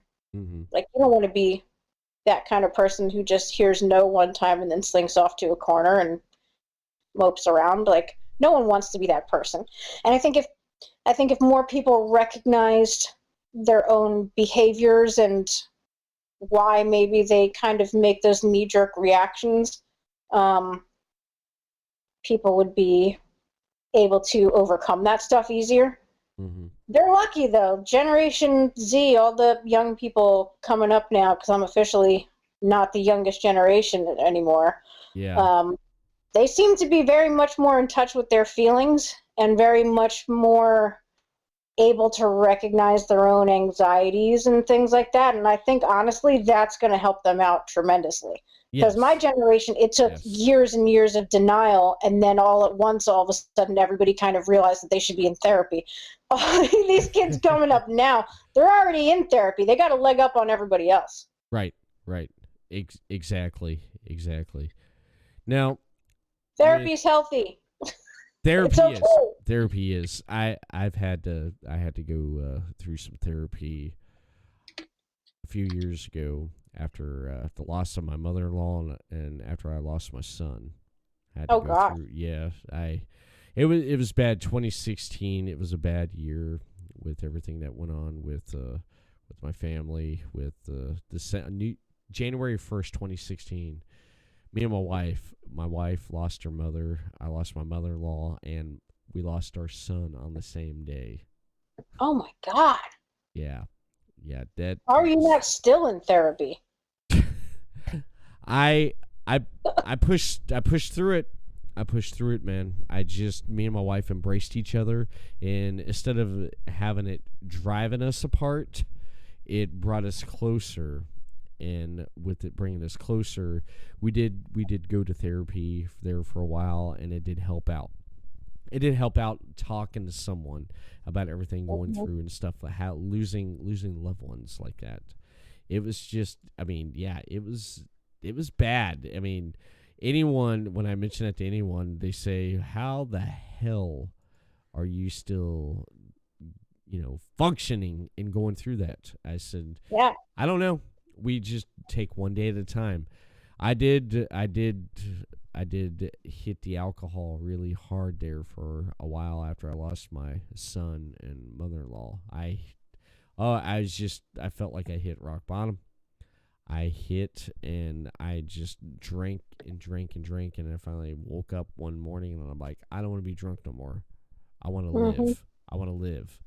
Then I went and got helped and me and my wife got counseling to help us get through it, and everything worked out. I mean, for a long time I didn't even want to talk about the death of my son. I didn't want to talk about the death of my mother-in-law because it hurt me so bad. Eventually, after all these years, it's taken, this is 2020, 2016. I'm starting to now mention it and talk a little bit more about it with people and say, yeah, I had a son, I lost a son, but I have a beautiful 3-year-old daughter now and a loving wife, and it's like, well, how do you get past something like that? Go get help, talk to someone, and take one day at a time. That's all you do. That's all you do. That's all you can do. And it's helped. It's definitely helped. But you did the right thing too. Like for some people, the reaching out and being like, "Hey, I can't handle this. This is too much." Some people really can't do that. Yeah. They would rather be with the pain that they've gotten used to. Not that it's comfortable, but they know it. Yeah. And they would rather stay in that pain that they're familiar with than to reach out and be like, I don't want to do this anymore. And I don't want to be in this place anymore. I want to be somewhere new. I want to be somewhere new where I don't feel like crap all the time. Like that's an incredibly hard thing for a lot of people to do. So being like, hey, need to tag somebody else in here because I can't do this, but I need a team now. It can't just be me right now. Me is not enough right now. That's incredibly hard for people to be able to admit. So that's fucking amazing. Yeah. It's taken years though, but I definitely and it does though. It takes there's some stuff that I'm like, I'm just okay talking about now, and it happened like 10 years ago. Like there's no set amount of time that has to pass for every individual before it's okay. You never know how long it's going to take, but it's so much more important to actually be doing something about it than just thinking about, oh, I should, I really should drink less. I really should go talk to somebody. Like that's the hardest. I feel like it's not that it's not hard after that, but doing that first step, that feels like it's the hardest thing you're ever going to do in your life. Yeah, it's taking that first step right there, and just taking that first step and saying, yeah, I don't want to do this no more, and then you just you make that change, and I had to make that change, and I made that change, and just that was a rough time. That right there at that time there, I didn't know if I wanted to do any podcasting anymore. I just said to myself, I don't even know if I want to do this. I don't even know, because I was at that point. I'm like, I just want to just not do anything, nothing. And then I rebranded and recreated myself, and I've been going with it since 2016. Because I've been doing podcasts since 2014, but in 2016, that's when I changed everything around for like the third time, and I've run with it since then. I was like, I need some kind of thing to shake up and change with everything that I do. And so that's when my alter ego was created. And I've been running with it since then, and I've had good and bad with it, though, but that's how it goes. But speaking of commentary and speaking of events and everything that's going on with what you're doing, you have some events coming up here, don't you? Yeah, I think the main thing that's happening is WSU's anniversary show on March 15th. So it's going to be like a Sunday matinee kind of show, which is cool. I like a Sunday show. I like an afternoon show, to be honest, because I'm so, you're used to being like, oh, it's night, my Saturday night, it's going to be a wrestling show and that's it. But it's like doing it during the daytime, then it's like I get to watch a really awesome show, and then I get to go out and have like dinner afterwards, or I get to go out and like have a drink afterwards. Like I'm kind of a fan of it. But that's the I want to say like the 13th anniversary of WSU. Like, been around for a minute in various iterations. WSU's had its own eras, not maybe as famous as the Attitude Era, but it's gone through some phases for sure. And that's going to be really exciting. I'm super pumped about that show. It's going to be great. I always have a fantastic time at WSU. I always tell, anytime I talk to anybody that's not into wrestling, or they don't get it, or they claim that it's like weird or stupid or dumb or whatever, I'm like, okay, but go to a live wrestling show.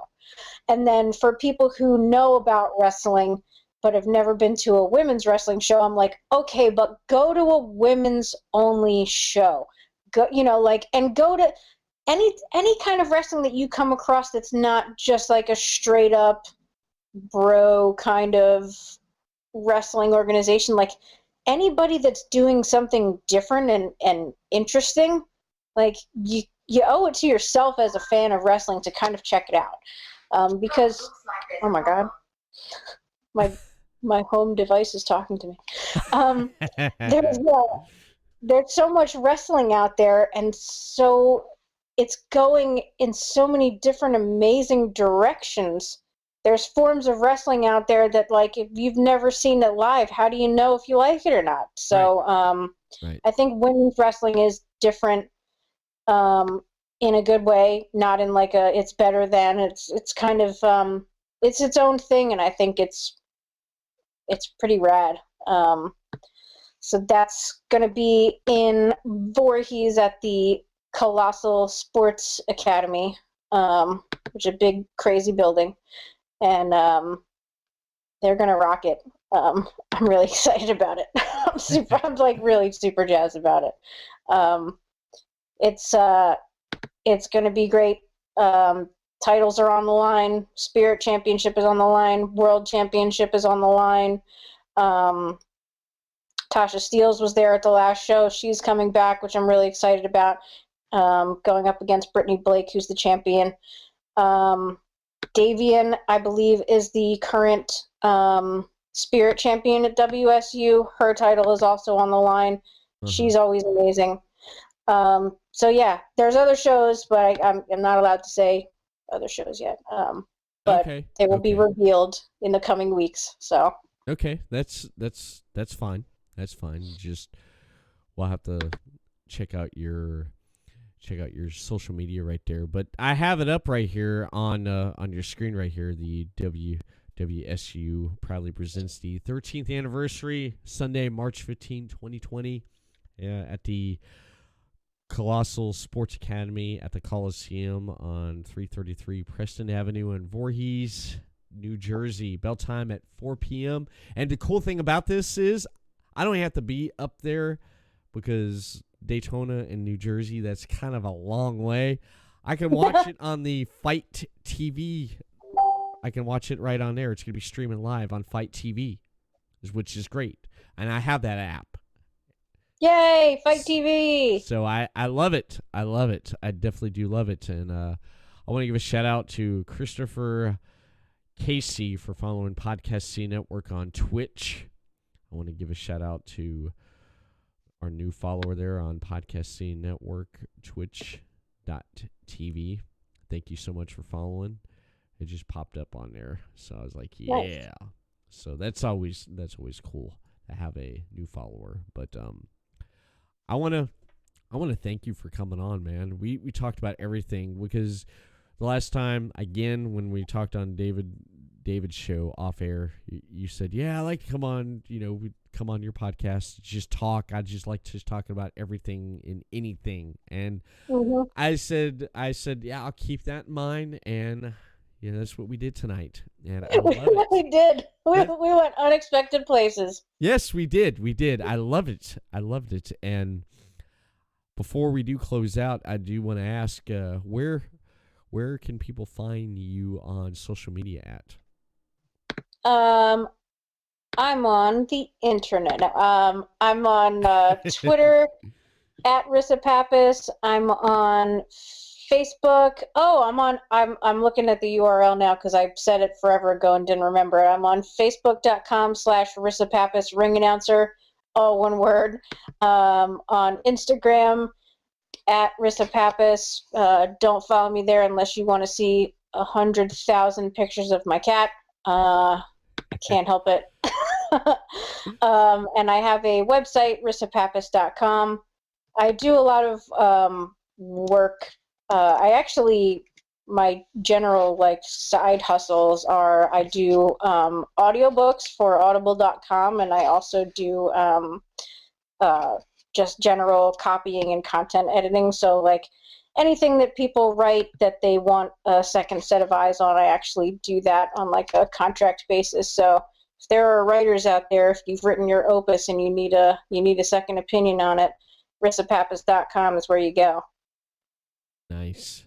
In addition to the ring announcing and the commentary, and if you're in the greater Philadelphia area and you would like a ring announcer and or commentator, you can also hit me up on all the places. Excellent. Thank you so much for coming on here tonight. And before we do close out, I do want to mention that you can follow more Podcast C Network over on their website, podcastc.net. Your top source for independent podcasting. Follow them on Facebook, Podcast C Network, and send them a tweet over on Twitter at PodcastCNet for video podcast portions of video podcast of your favorite shows. Head over to YouTube for Podcast C Network and follow them right here on Twitch, Podcast City Network, when shows on the network go live. And then you can follow more Everett Lee over on Facebook, Everett Lee Show, and on Twitter at the Everett _Lee, Instagram, Everett Lee Show, and audio portions of this podcast and previously released podcast. Head over to YouTube, Everett Lee Show, Stitcher Radio. Download that app for your smartphone and tablet. Give a rating and a review. Much appreciated. And over on Podbeam, Everett Lee Show. .podbeam.com. Head over there and give a review and a rating. And on iTunes, subscribe there, give a rating and review as well for audio portions of the Everett Lee Show podcast. And ladies and gentlemen, that is it for the Everett Lee Show. Have a good night, and we'll see you again next week for another episode of the Everett Lee Show. Peace.